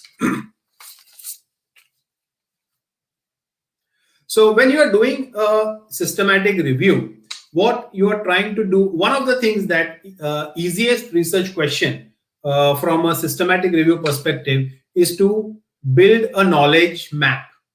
Okay, remember this was the word that I mentioned to you earlier, knowledge map. So what that means is you are selecting papers and categorizing them into or making a map, so that there are these 10 concepts or 15 concepts that relate to your research topic, and you have read them, thought about it, and come up with some categories so that it becomes kind of a map. So there are, say, you review 200 papers, you come up with 10 or 15 concepts, and under each concept you will have a number of research papers that kind of fit into that concept. So we'll be doing that.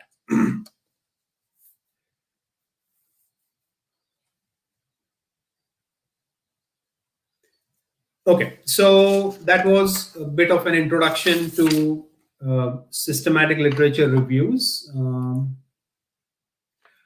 I think we covered the systematic reviews pros and cons during this description that I was giving, and I'm a bit cautious of the time as well, so trying to a little bit speed up so that we don't miss out on the bit of actually writing the paper. Okay, so I'll skip this as well because I think I've discussed that. So let's move on to the topic of process of writing the systematic literature review. And basically, there are these 3 steps: planning, conducting, and reporting. So whenever you think of SLR, we have to follow these three steps, and these are very comprehensive steps. So let me take you through those 3 steps now.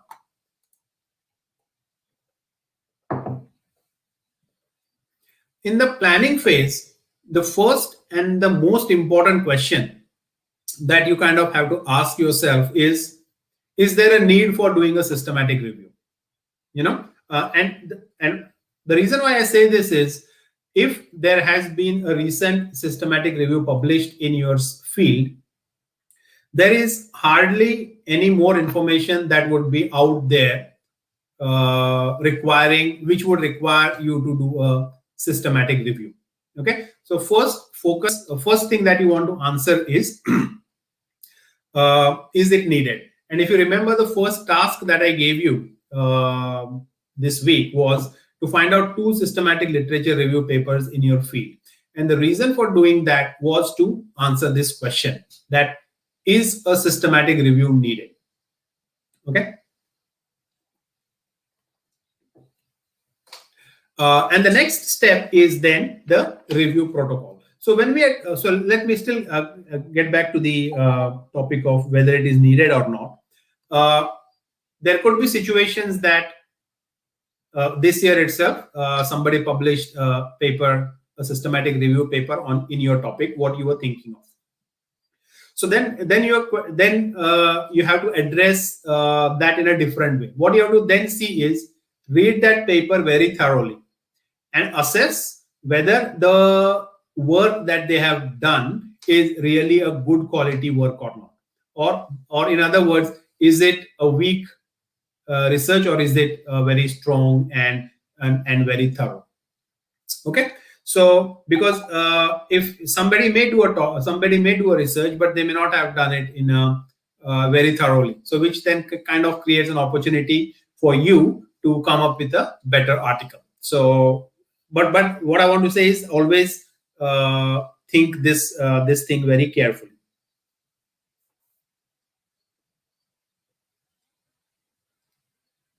All right. So while doing the systematic review, one of the fundamental things that you have to think is, what is the research question going to be? Okay. And like I mentioned earlier on, for the simplest research question that you could kind of use is to identify the current progress in this field and to come up with a knowledge map. Okay, so let's assume that is what we are going to do, and that is what I'm going to do when I'm writing this paper, because the topic that I have selected, which is blockchain and marketing. So what has happened in that space? So there is no systematic review on that topic yet, and which is why I have selected to do that. And what I'm going to do is identify what all has happened so far and kind of create a knowledge map for researchers to then use that as an example to build their research programs.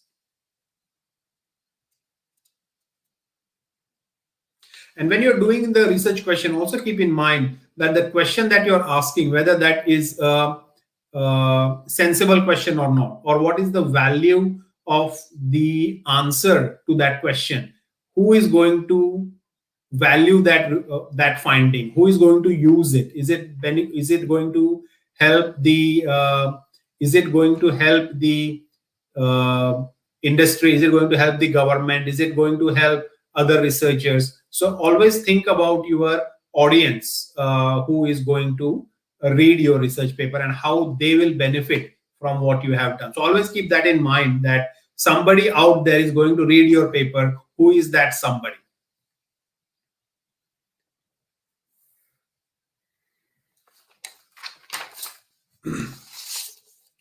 Hina mentioned, please repeat the question. So I think, Hina, you can check out this recording afterwards.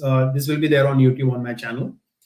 But basically what I was saying was that the simplest research question could be finding out what is the current state of art in a particular research area, and build a knowledge map based upon that.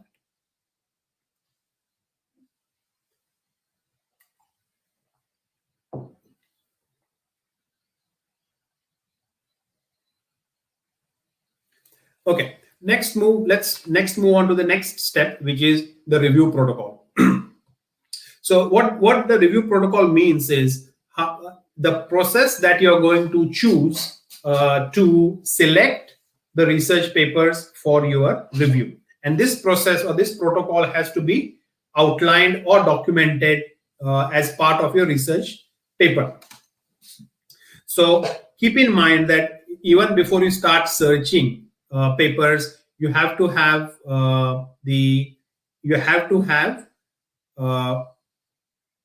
you need to record everything that you're doing, because that is where the transparency and the quality of your research is assessed.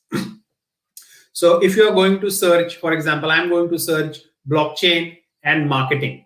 Okay, that is going to be my search keywords. So when I search that, I will see how many results I get from Google Scholar. I can also use Web of Science. I can use Scopus. I can use ProQuest. There are many different databases and indexes that we can use to find research papers. In these sessions, I will be using just Google Scholar. But if you have access to other databases like those that I mentioned or indexes, please use them and find, because what we want to do is to ensure that we have done a thorough search and we have found all the papers that we need that will help us to answer our research question. Okay, so that is the review. That is the start of the review protocol. Finding out what is the keyword that you're going to search, how many results that you got for the particular keyword. Do you need to add any more keywords? Where you have searched these different keywords, which databases? All these things have to be recorded. And they have to be mentioned in your research paper when you write your research paper. And we will be doing that in the next week, because we'll be writing that part of the paper next week. And this is important because others can replicate your study. So if you have given them that I'll use these keywords on this databases for these number of years, I got that many results. So that is replicability of your research. We can do it. One thing that you would find that people would mention about the use of Google Scholar is that Google Scholar provides personalized results. So accepting the fact that you are going to get personalized results, I am still going ahead with using Google Scholar for these sessions. But when I'm writing my paper, I may also refer to other databases. But keep in mind that Google Scholar will give you personalized results based upon your search history. One way to bypass that is to open Google Chrome in an incognito mode. So it will not personalize the results. But I think if you do that, the Zotero does not work in that. I think I had faced that issue before. But if you can figure out a way to go around that, use incognito mode.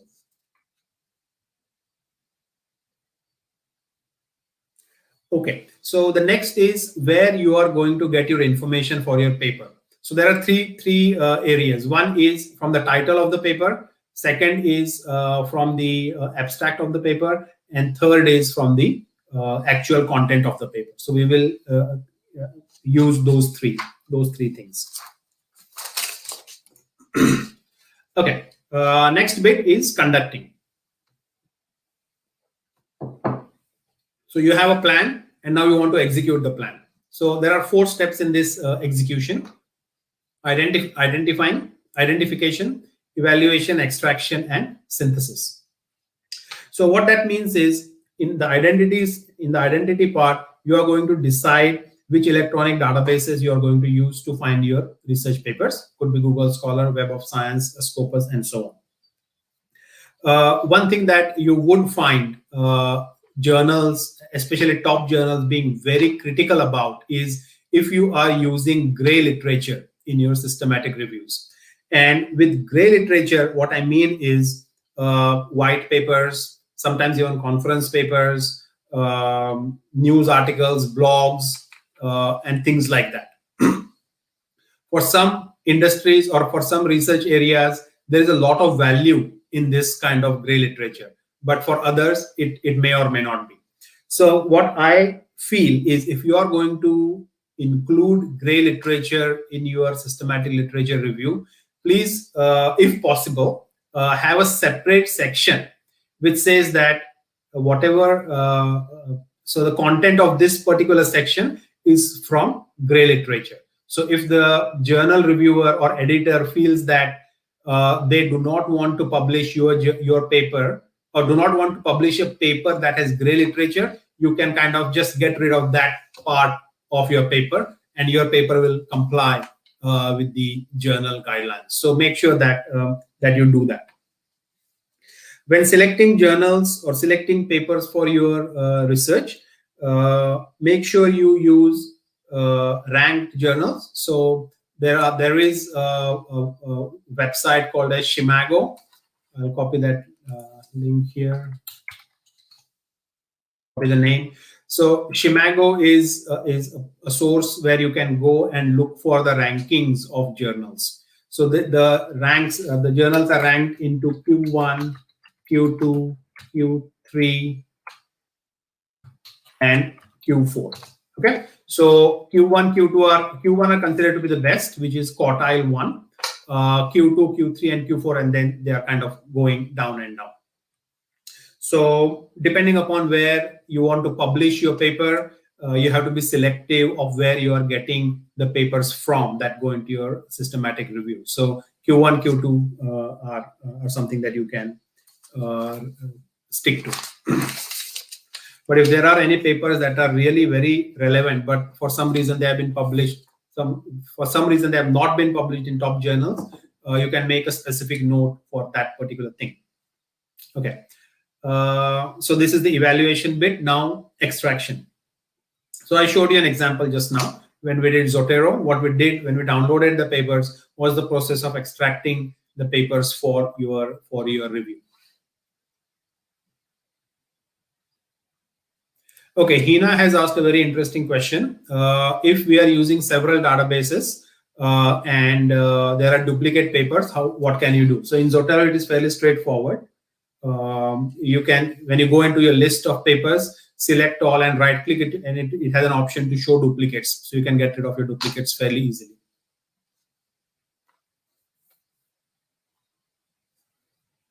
Okay, another step in the extraction process is to managing bias. And I think I mentioned this earlier as well. But what we want to do is, when we are selecting papers for the review, we have to ensure that more than one person is involved in that process, in the downloading process. Sorry, not the downloading, in the evaluation process.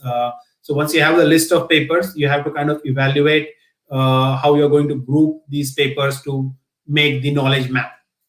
So for that, we need to have co-authors or 2 or 3 authors as part of the review. And this is also considered as a criteria by many top journals. If you just submit a paper with one author for a systematic review, that probably will not even go past, it may just result in a desk rejection.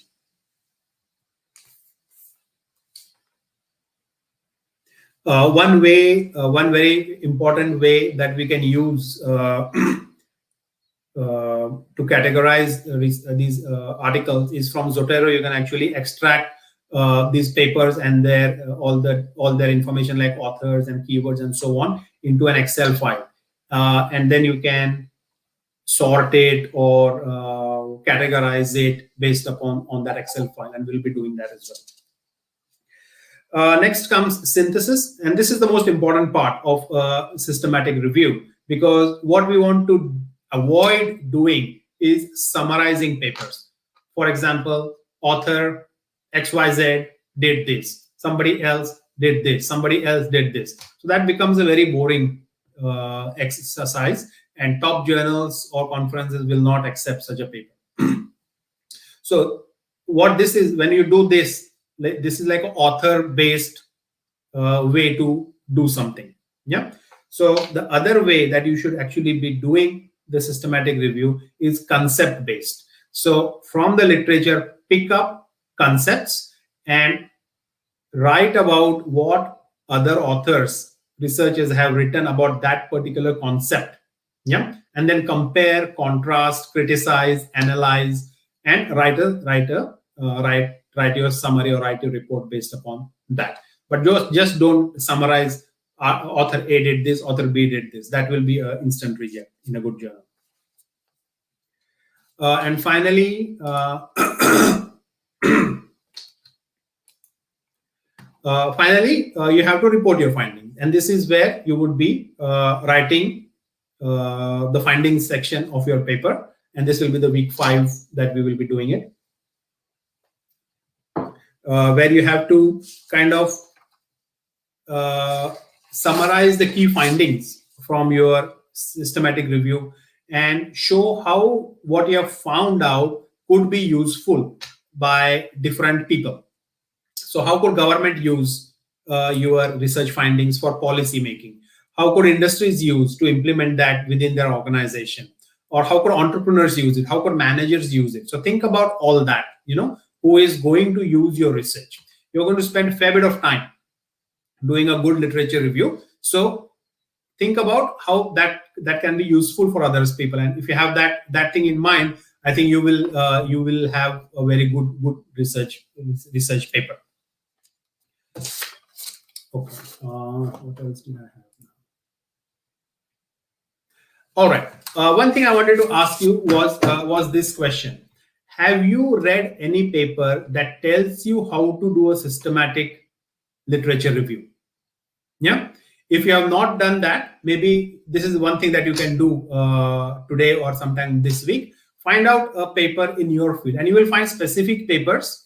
You can find specific papers of how to do a systematic literature review for a specific discipline. For example, you may find an SLR for how to do SLR in management or in human resource, or it could be some other areas. And people or authors in that field will tell you that information, how you should be doing a systematic review. So I strongly recommend you look for this kind of a paper. Okay, so I want to take a little bit break now. I'm speaking too much. My throat is kind of very sore. Let's take a 10-minute break. And once we are back, we will start the writing of our research paper. So keep your Word document ready, Zotero ready, Google Scholar ready. And yeah, we'll get cracking in 10 minutes time. All right, cool. I'll see you in 10 minutes.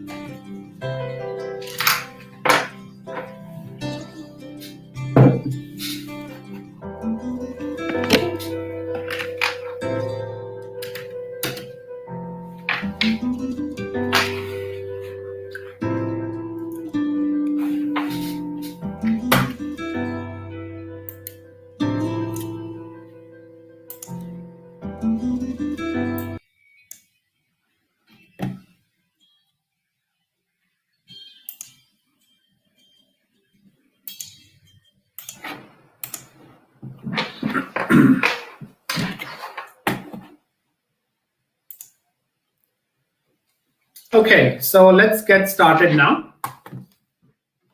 Can I have you all opened up your Word document?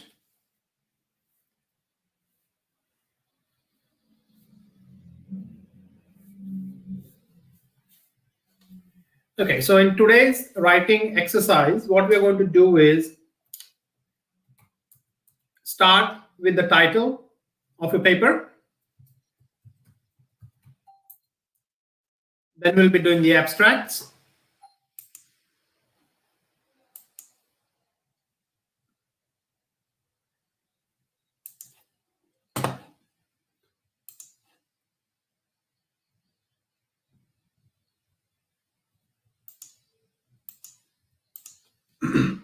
And then we'll be doing the introduction.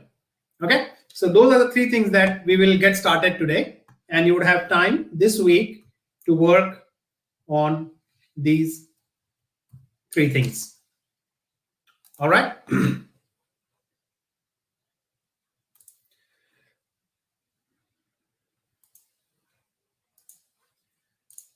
So to begin with, what we would do is first come up with a title. So let's say the title for my paper is going to be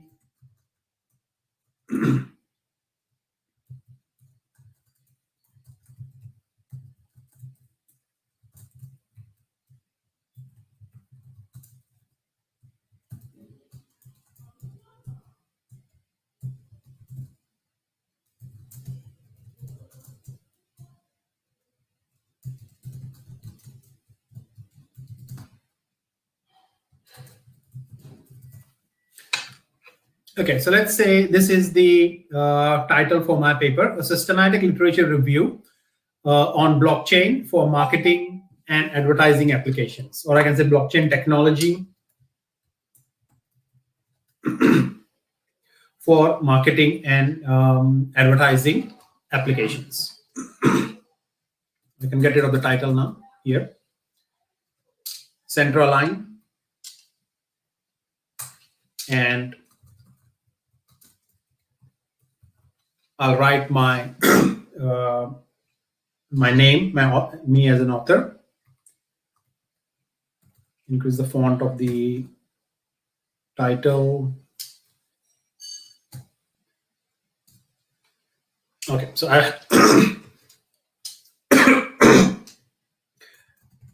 I would need to have another 2 authors at least to make it a valid systematic review, because I can't just do all of this by myself.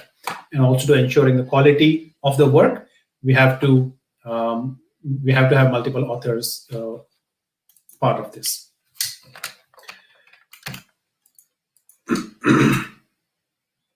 So have you all got the title of your paper ready? If yes, could you just mention that in the chat box so I know that I can go ahead?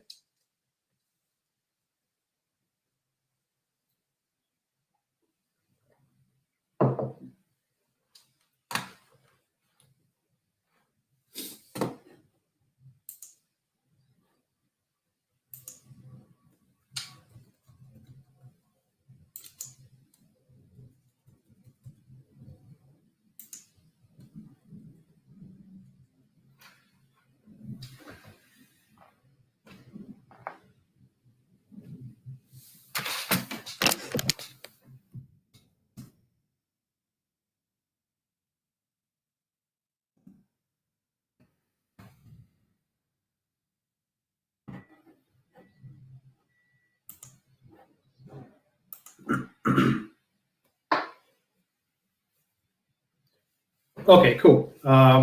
That's good. So you've got your title sorted. That's the first step. And keep in mind that this is an evolving process. So you can come back later as you progress with your writing. Come back and then amend it. There's nothing set in stone at the moment. So we are just we're just starting off with this with the write-up. Okay. The next thing is writing an abstract, and I want to share my not my experience, but just to give you some advice that the abstract of the paper and the introduction of the paper are probably the 2 most important sections of your paper that decides the fate of your paper. And the reason why I say that is because if your abstract is not very well written, it does not get the attention of the reviewer. Okay, so that is the first thing that you have to consider. Imagine that writing the abstract as the trailer of a movie. So if you watch the trailer of the movie, you decide to go and watch the full movie in the cinema. Use the same analogy with your research paper, that abstract is the trailer, or say abstract and introduction is the trailer. That should grab the attention of the reviewers so that they want to read the rest of your paper. Okay, so that the abstract and the introduction is the hook that will get your paper to that next stage. So a lot of, I don't know, but what I've seen is a lot of papers that I have reviewed for many journals. They've done a very good job, but that does not come up obviously or very clearly in the abstract and the introduction section. So the students or researchers have spent a lot of time to do the methodology correct, do the findings, the synthesis, the reporting and everything. But if you don't do the abstract and the introduction very nicely, I think you lose a lot of interest from the reviewers at that point itself. So, I mean, also you have to also keep in mind that reviewers are also people. They are busy. They have their own job, a full-time job, and then they are doing this as a service to the academic community. So if they see something interesting to read, they will read it and they will provide you constructive feedback. But if the paper itself is not very catchy at the beginning, I think you may lose the reviewer's interests fairly quickly. So that's why I say abstract and introduction are very important. Now, depending upon which journal you want to publish your paper, you could either write a standard abstract, a structured abstract, or it could be a how to say an abstract that is not structured. It is like in a paragraph format. Okay, so I want to show you an example. Let me just open up one paper which I had searched.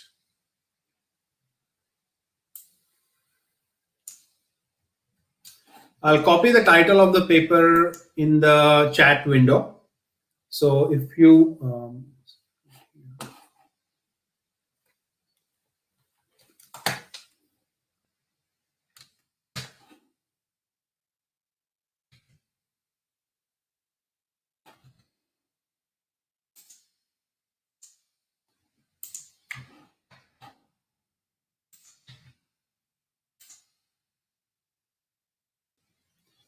okay, so if you have, I've sent the link of the paper that I'm going to use as an example here for the abstract. So if you have access to Springer, you can download the whole paper, but I'm not going to use the whole paper. I'm just going to use the abstract that is freely available for everyone.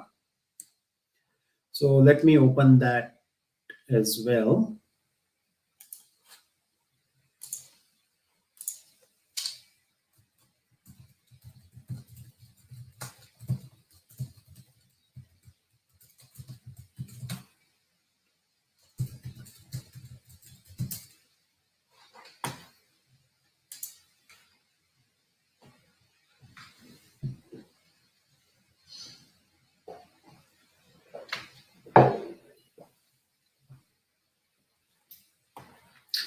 Okay, so this is the paper that I want to use as an example now. Systematic literature review on entrepreneurial intentions, citations, thematic analysis, and research agenda. Okay, so the abstract is freely available for everyone. So I'm going to take this abstract, copy it in my Word document.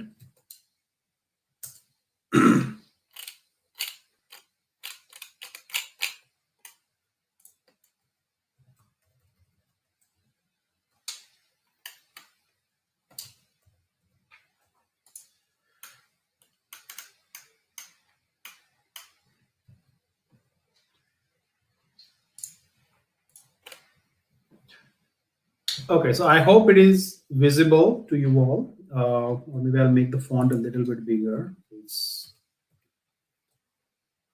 is clear. So what I want to do now is to take this as an example to show how a good abstract can be written, such that it covers all the important elements of your paper. And this is a start. This is a start, and then you can we can progress from there. So let me read the first line here. And this says, entrepreneurial intention is a rapidly evolving field of research. So by reading this line, I know the topic. Yeah, so the topic of this paper or the systematic review is about intention, entrepreneur's intention. A growing number of studies use entrepreneurial intention as a powerful theoretical framework. What is this saying us?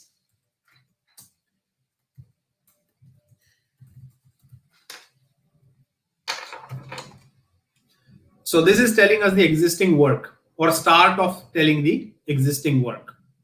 A growing number of studies use entrepreneurial intention as a powerful theoretical framework. Then the next word, however, very important. A substantial part of this research lacks systematization and categorization, and there seems to be a tendency to start anew with every study. So what is this?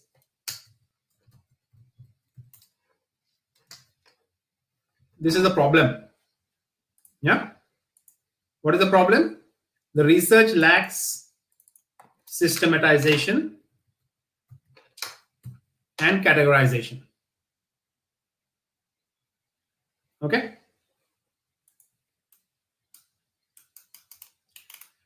Therefore, there is a need to take stock of current knowledge in this field.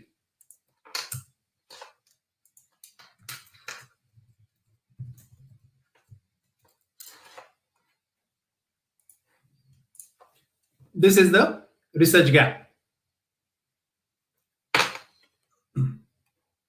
In this sense, this paper carries out a review of the literature on entrepreneurial intention.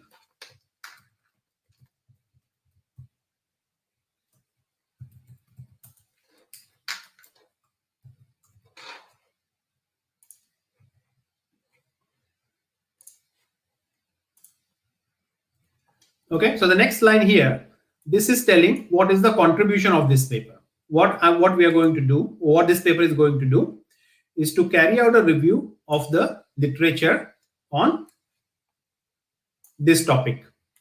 And this is the topic that was the start of the abstract. A total of 409 papers addressing entrepreneurial intention published between this and this have been analyzed.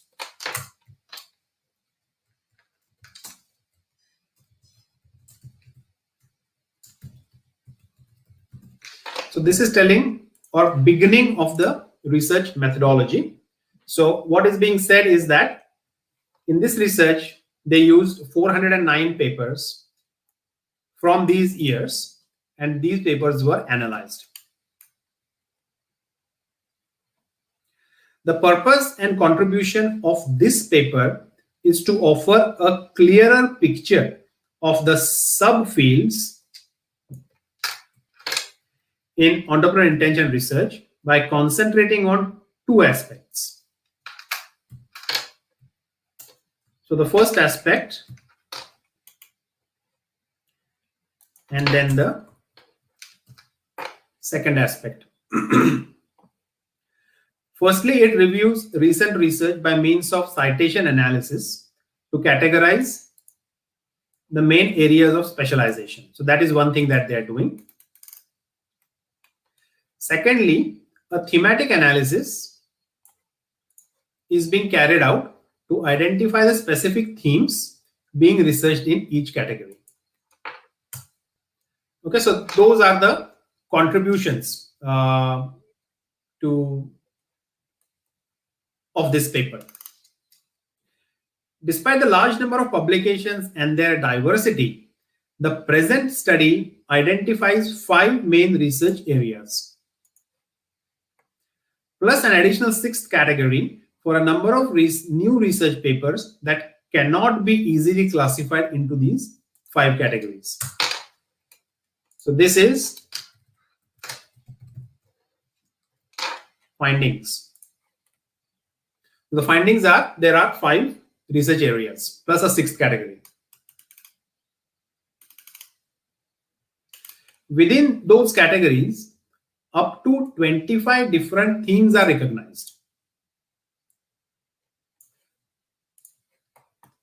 A number of research gaps are singled out. So this is again a finding.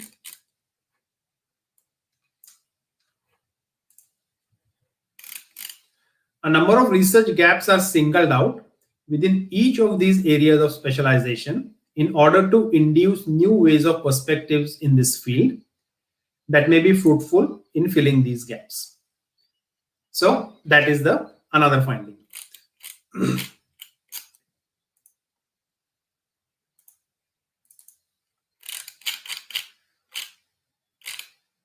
Okay, so the abstract that looked like just a bunch of text is actually a very thought about text. Yeah. So it covers the topic. What is the topic of their research? Existing work. What is the problem? Research gap. What is their contribution? What is the research methodology?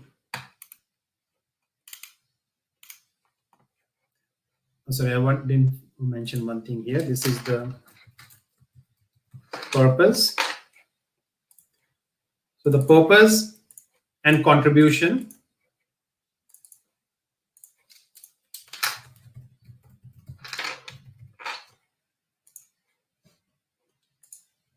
Purpose and contribution. And finally, the findings. All right. So this is what a good abstract should look like. This is an example of a very nicely written abstract that covers kind of all the aspects of the research that you have taken. So when I read this, I have the interest to read the introduction. So this gives me like, oh yeah, this sounds very interesting. I want to read a little bit more. So then we will go. Then the reviewer probably would go and look at the introduction. Now imagine a situation where a reviewer is looking at the abstract and suddenly the abstract begins with the contribution, or the research methodology or the contribution itself is not mentioned. And there is some tutorial kind of explanation about the topic. So there is a lot of things written about the topic, but not about the your research. Or the findings are not clear. Everything else is there, but you have not mentioned the findings.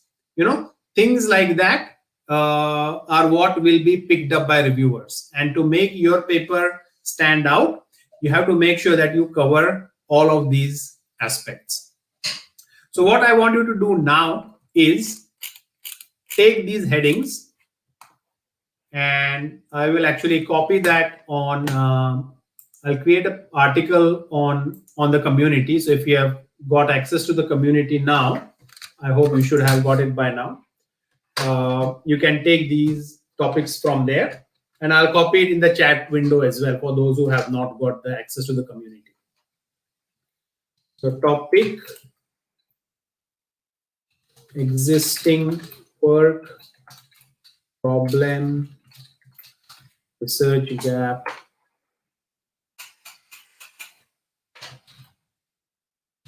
contribution, purpose,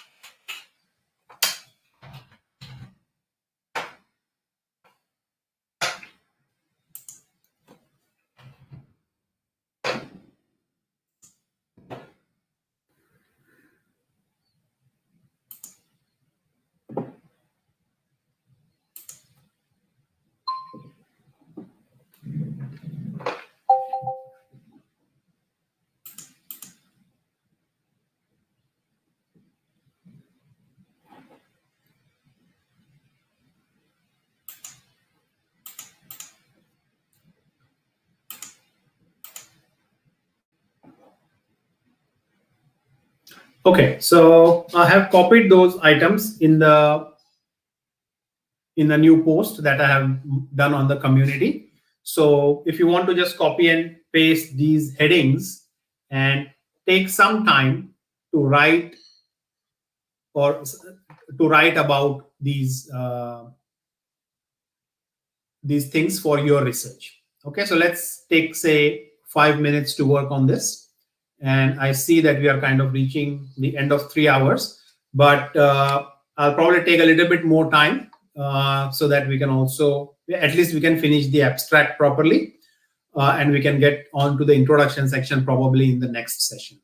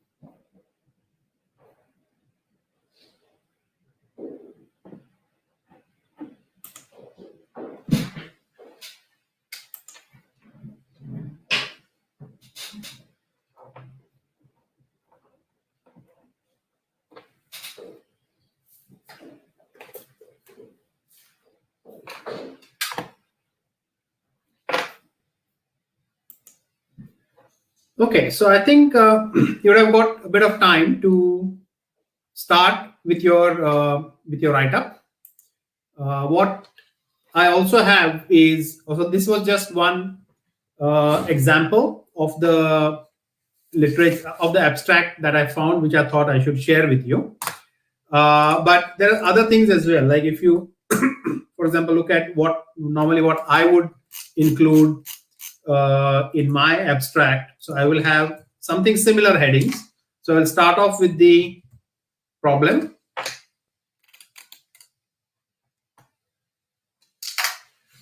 Then I would also mention the design or the methodology of my research.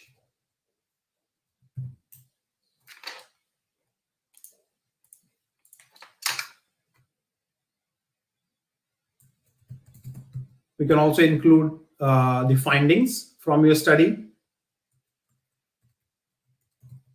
You also need to mention the limitations.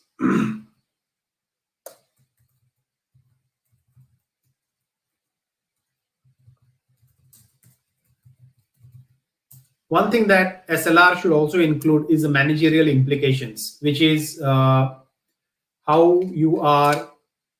your research is going to be used by industry, government. What are the implications for them? So this is very important to also include. So this is another kind of a heading. So as you read more and more research papers, you will kind of find out the layout or the structure that is kind of relevant to your area.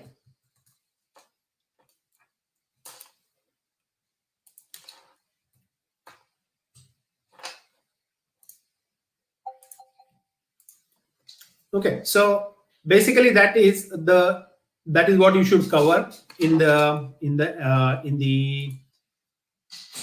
abstract. Someone just now asked, should we write abstract first or later after completing the paper? So yeah, I think you can start now and at least fill in something.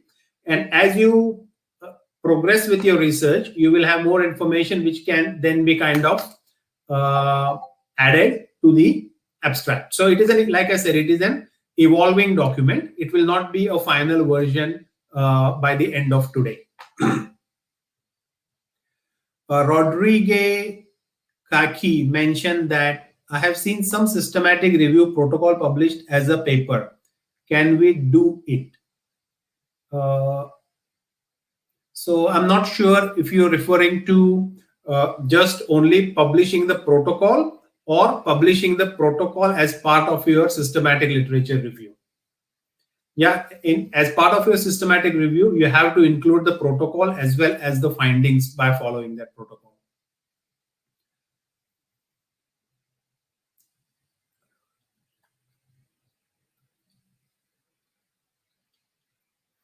Yeah, so Biju, what you mentioned is also correct. But what I wanted to do today was to start off with giving you the structure or outline of what the abstract should be, so that as you are progressing with your research, you can come back to these headings and start adding ideas as you get.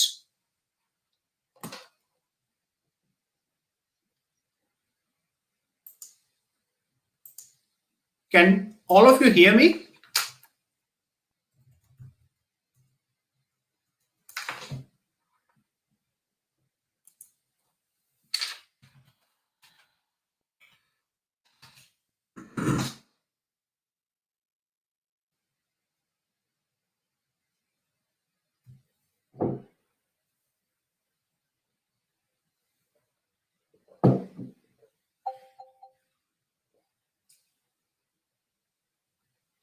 Okay. So Diane, maybe there is some issue with your network probably that you could not hear me. Okay, so I will continue. So yeah, so abstract definitely is an evolving section, same like the whole paper is an evolving document. But getting to know what you should include in the abstract I think is I wanted to cover that. So that's why I have done this here.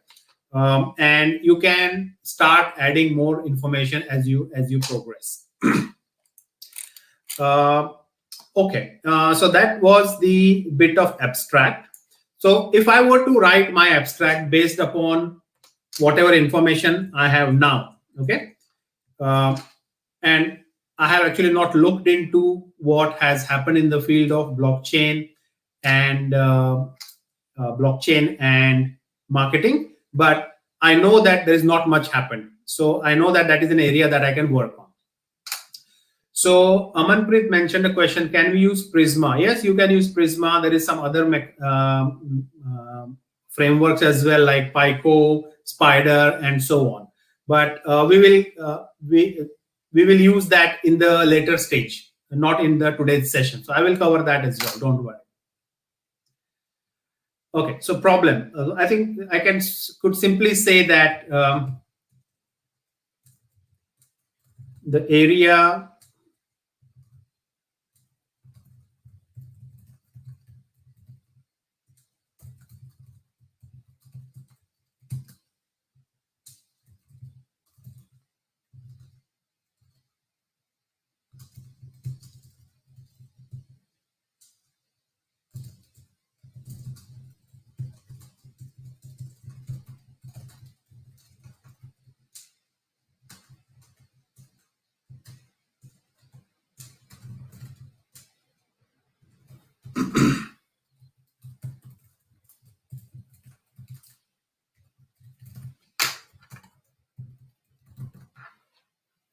okay, so this could be something that I could begin with, but as I read articles, as I read abstracts, I can come and revise my problem.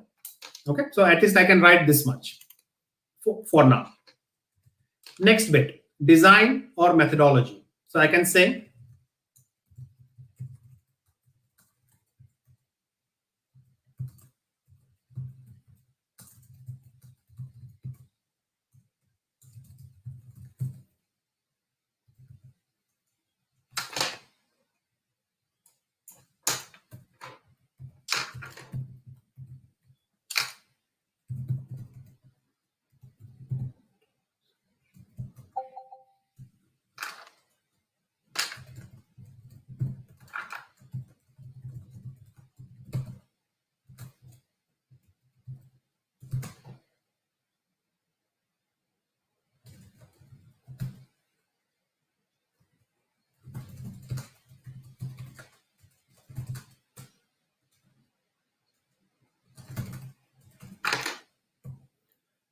all right, for design and methodology, I could begin with saying that this study used a systematic literature review methodology to conduct this research.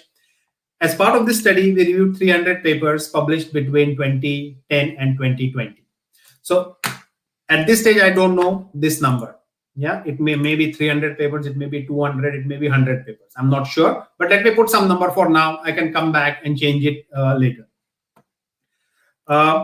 I know that the field of blockchain started in the year around 2010 or 2011, and currently we are in 2020. And I had given a quick search on Google Scholar to see if there is any literature review paper published on blockchain and marketing or not. I could not find any. So I know that there is probably not, there's something not there, and which is why I'm here to do that as part of my exercise. But before, in reality or in practical sense, when you're going to start writing your research paper, you know the field, you have done a little bit of research around that particular topic, and you have a reasonable idea of whether there is an existing research there or not. So I assume that there is not, and that's why I'm going to do it. So at least you can write this much for your abstract. So findings, I cannot mention that now. Yeah, but I will keep the heading there. Limitations. I know there will be some standard limitations for the paper that I'm going to write, which and that could be, we limited our search to top journals, which means we excluded specific journals, excluded articles,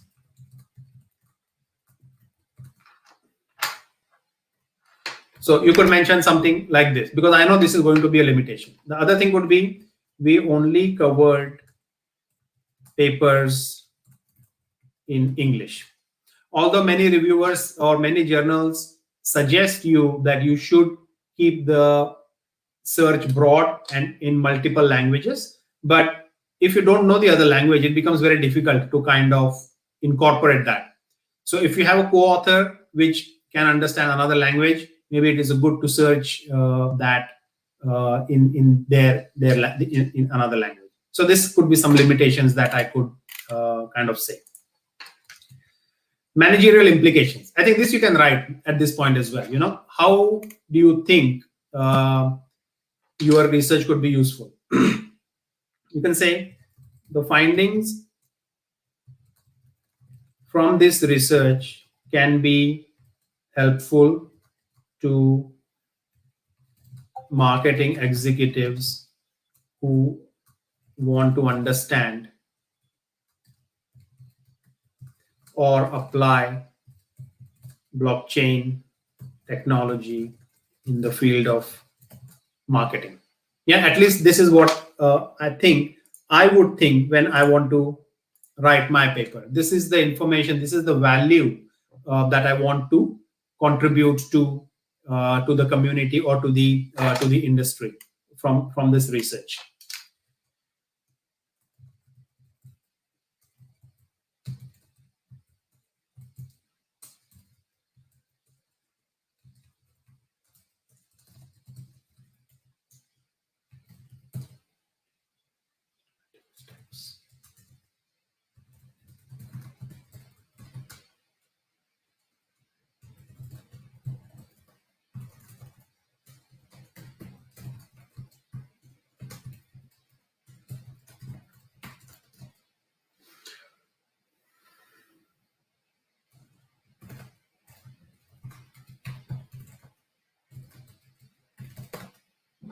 Managerial implications. So I could also say this, that the findings from this research would be helpful to marketing executives who want to understand or apply blockchain technology in the field of marketing. The article provides guidelines, this article provides guidelines on systematic steps on evaluating blockchain technology for marketing and guides the user in the decision making for adoption. So this is something that I have got here. Okay. So if you see just then when I wrote this, so I've written close to 150 words, 146 words for the abstract. Many journals have a limitation on how many numbers, the length of the abstract could be 150 words, 200 words, 250 words. So look at the journal that you want to, you are aiming to publish this paper, and look at their instructions in the author's guidelines. Okay, so that will give you, so you can see writing around say 150 words, which I did right in front of you right now, didn't take that long. Okay, so even if you have to do say 100 or 150 words per day, I think it is possible. And that is one of the tasks that I'm going to give you for this week, is that you have to aim to write at least 100 words per day. Okay, just 100 words. I'm not expecting a lot. 100 words a day. So by the time you come to the next session, you have 700 words written for your paper. So it could be mix of abstract and introduction. So I was not going to cover introduction because we are already quite late, but I saw someone commented that they want me to cover the introduction as well. So what I will do in today's, the way I use the introduction section is, introduction section is an elaboration of an abstract. Okay, simply put it that way. So if you have written, say, 3 lines or 4 lines for describing the problem in the abstract, spend 10 lines describing that in the introduction. In the introduction, I also like to put some statistics. Yeah, and this could be from depending upon your industry, depending upon your field. It could be from some consulting companies like KPMG, EY, and so on, or it could be specific magazines or reports or something, whichever just says that, highlights that the problem that you have selected for your literature review is very important. For example, I could say, KPMG in their recent report on blockchain future stated that the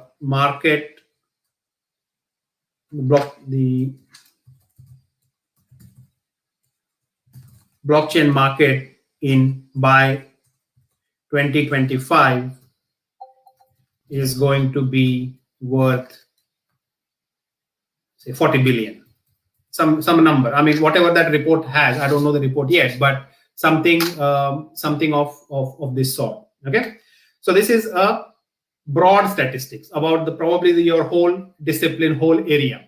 Now let's get a step closer to your topic. So within this, the report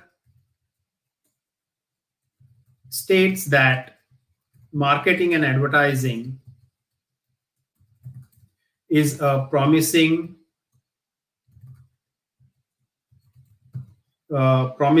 industry for blockchain adoption and will be worth 12 billion.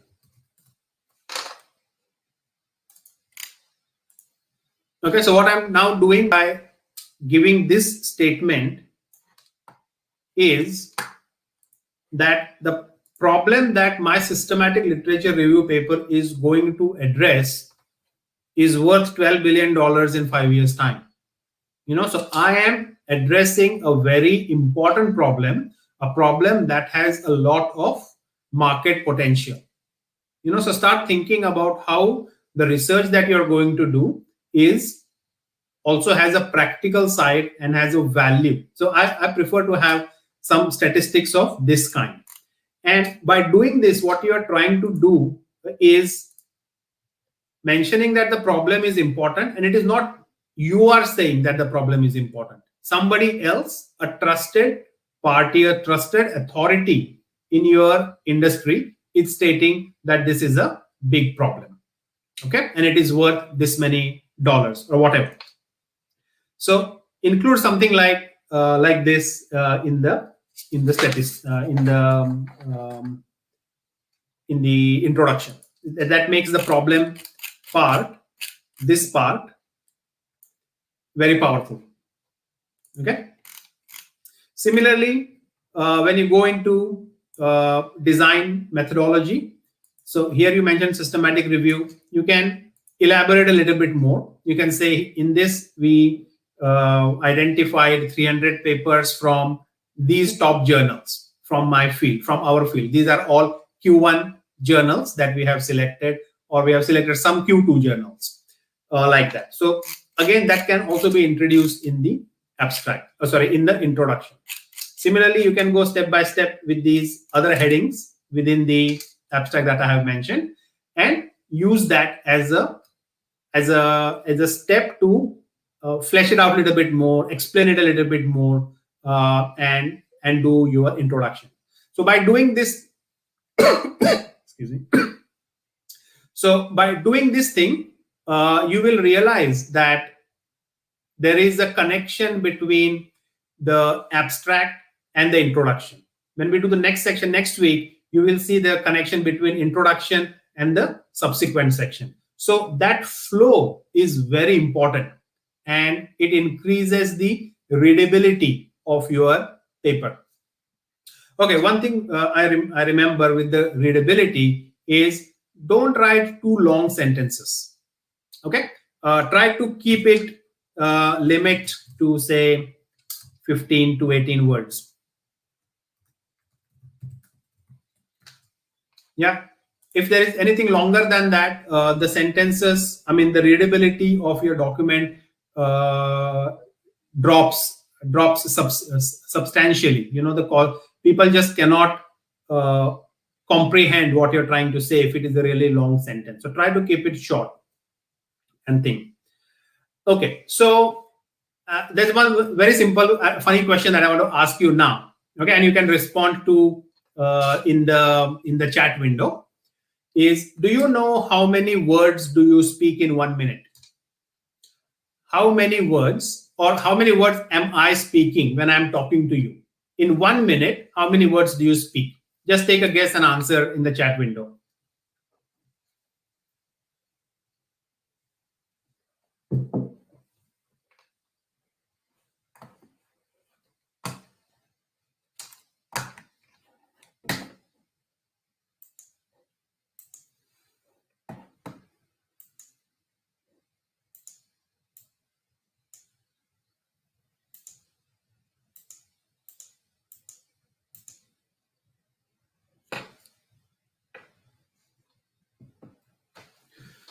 So Arti mentioned 60 to 70. Hina mentioned 60 to 100.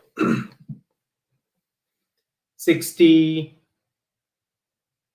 50, 100, 1800. Wow, Diane, that's really a lot. Is that an extra zero that you put in? If we could speak that for that would be great. Trend on time, 100 to 200 words. Okay, that's enough. So basically, roughly, I have timed myself because just to get an idea. So I speak around 100 to 120 words per minute. Okay, so 100 to 120 words.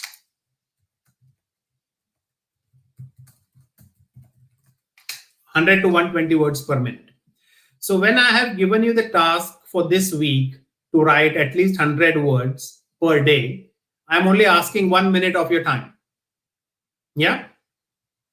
I'm only asking 1 minute of your time to write those 100 words. You can record it and then type it, or you can directly type it, doesn't matter. So if you, and what I feel is when I am speaking, there is a good connection between the thoughts that I have in my mind. So you can record and type, or you can directly type. So doing that 100 or 150 words per day is not a daunting task. And what you need to do is you just have to do these things consistently. You know, if you do one day and then don't do it the few other days, then you will kind of lose that momentum or that track. So 200, so 100, minimum 100 words a day. Anything more than that you can do is a bonus. Okay, so I think we can stop here. I want to just show you the tasks for your next week. Okay, so what I want you to do till the next Sunday is to come up with the abstract and the introduction section of your chapter, of your paper. Sorry. Put it on the community page. Create your, I guess you would have already created your profile now. So you can, I'll show you quickly how you can create the post. And sorry, how you can create an article. So you go onto the page here and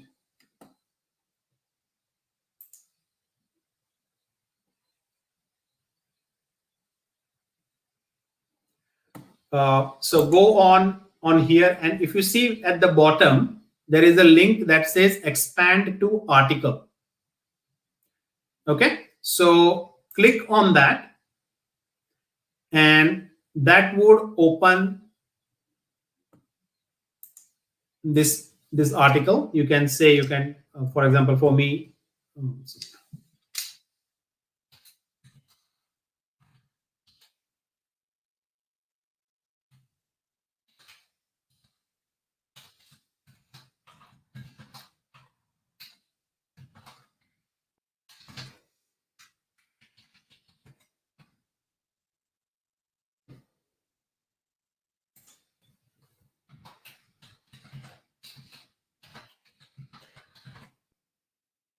Okay, just create a new article. Each one of you should do this.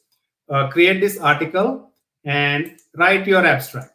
Yeah, and what I want you by doing this is to connect with other researchers who have joined this community and find a co-author, because you need at least 2 or 3 people to jointly write a systematic review. So when you write this, when you create this document and your profile, people can search for you, or they can search. Oh, sorry. You also have to put in a topic here.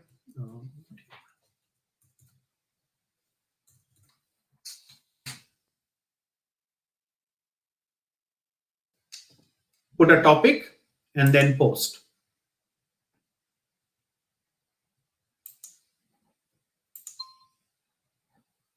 All right, and then you can always go back and edit the document, edit the post.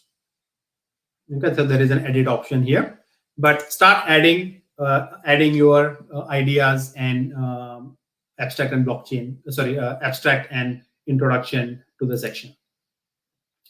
Okay, once you have done that, I would like you all to help each other in this initiative and get feedback from 2 researchers. Yeah, ask somebody to read what you have written and ask them to give you some feedback, and they can post a feedback. They can comment just they can leave their comment here.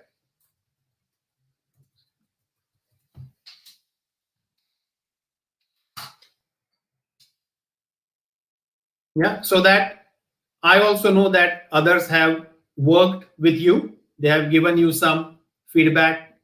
They have read your section and they have helped you, and you have helped them in this research journey.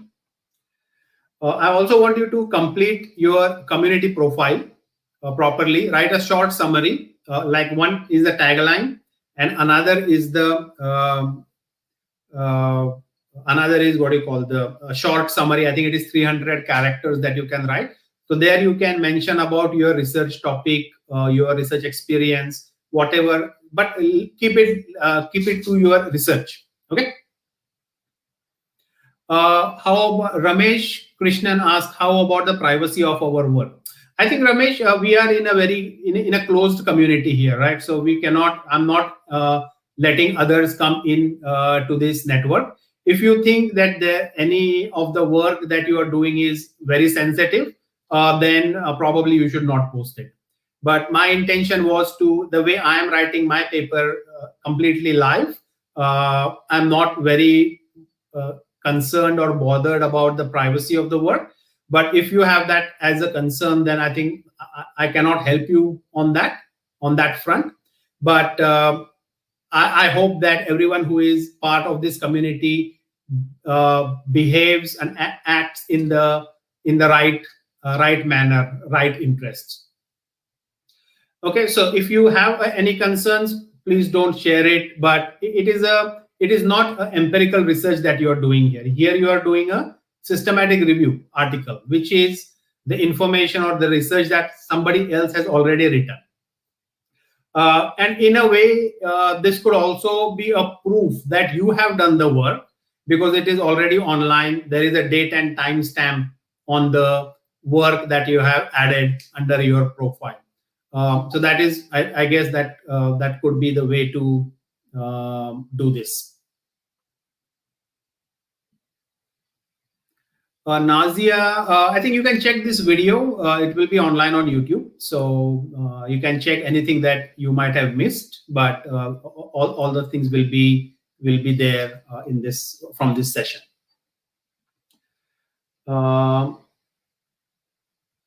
Okay. So a lot of you asked me about completion certificate or e-certificate for being part of the for doing this webinar. So I think my intention behind running this webinar was for me to share my knowledge so that you can learn and you can do your research. My intention was never to distribute certificates. Yeah. And if I have to distribute a certificate which has my name on it, I have to be confident that you do have the right skills or you have taken the right effort to do what I have asked you to do. So if you are interested in the certificate, I'm happy to issue a certificate, but I have to be confident that you have learned something from this and you have to demonstrate that you have learned something from it. So these sessions that I'm doing are not like any other sessions that you maybe do. Because there's so many things happening on the internet these days where people are just distributing certificates without anything. Anyone who can attends, does the registration on the registration form, gets a certificate. But I have a very strong opinion about that. I don't want a certificate that I issue with my name on to someone who does not deserve it. So I'm giving you this opportunity to prove yourself. And if you do that, I'm very happy, because I'll be very proud to say that you learned something from me. And as a result, you kind of progressed. It helped you to progress in your research journey. And I was part of it. So I'll be very happy. But you have to show that you actually deserve it. Okay. So just because you have registered doesn't mean that you will get the certificates.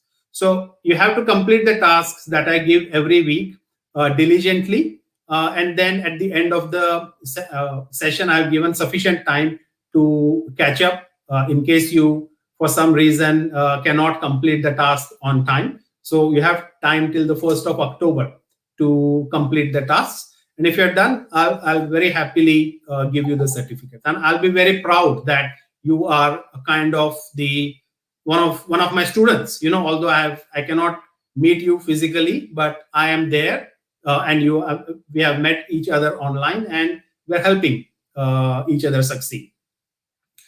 Okay, so that is all, I think. Oh yeah, sorry. I have also created a feedback form for the first session.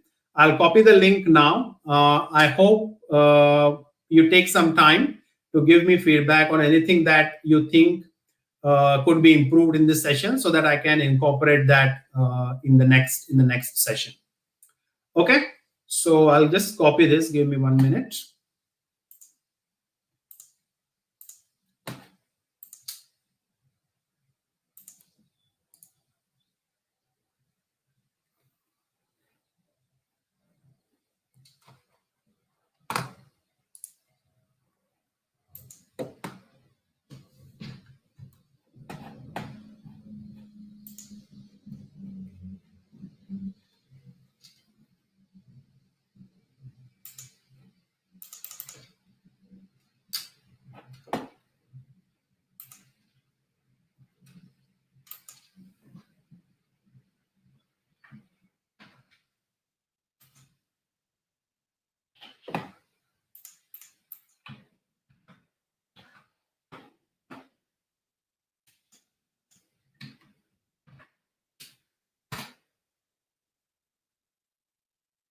Okay, so I've got that. I've copied the link. By mistake, I copied the previous link, so ignore that one. Go to the next link, which starts with forms.gle. Use that link to, I can actually show this. So this is the link that I want you to go to, forms.gle and this. And please provide some feedback so I can also see what I can improve in the next session. And I hope you all enjoyed the session. Please share this with your colleagues who are also doing in research. I hope they can also learn from these sessions. All right. On that note, I will say thank you very much. It has been a fantastic experience for me to run this session, and I hope you all can learn from this and help each other and be successful researchers. Okay, thank you very much, and enjoy the rest of this. Oh, sorry, one more thing before you go. I actually forgot. I was going to ask you if this timing is okay for you all. because I got quite a few requests from you saying that maybe this is too early. Can we push it a bit later? So I want to ask you whether this would be acceptable. And I have made a question on the community. So please reply there. The only thing I can do is I can push this session 3 hours later. Yeah, but after that, I cannot do any further. So instead of starting at 9 a.m. Perth time, I could start it at 12 noon or 1 o'clock. Okay. So if you do want, just let me know, and then I can communicate with you all.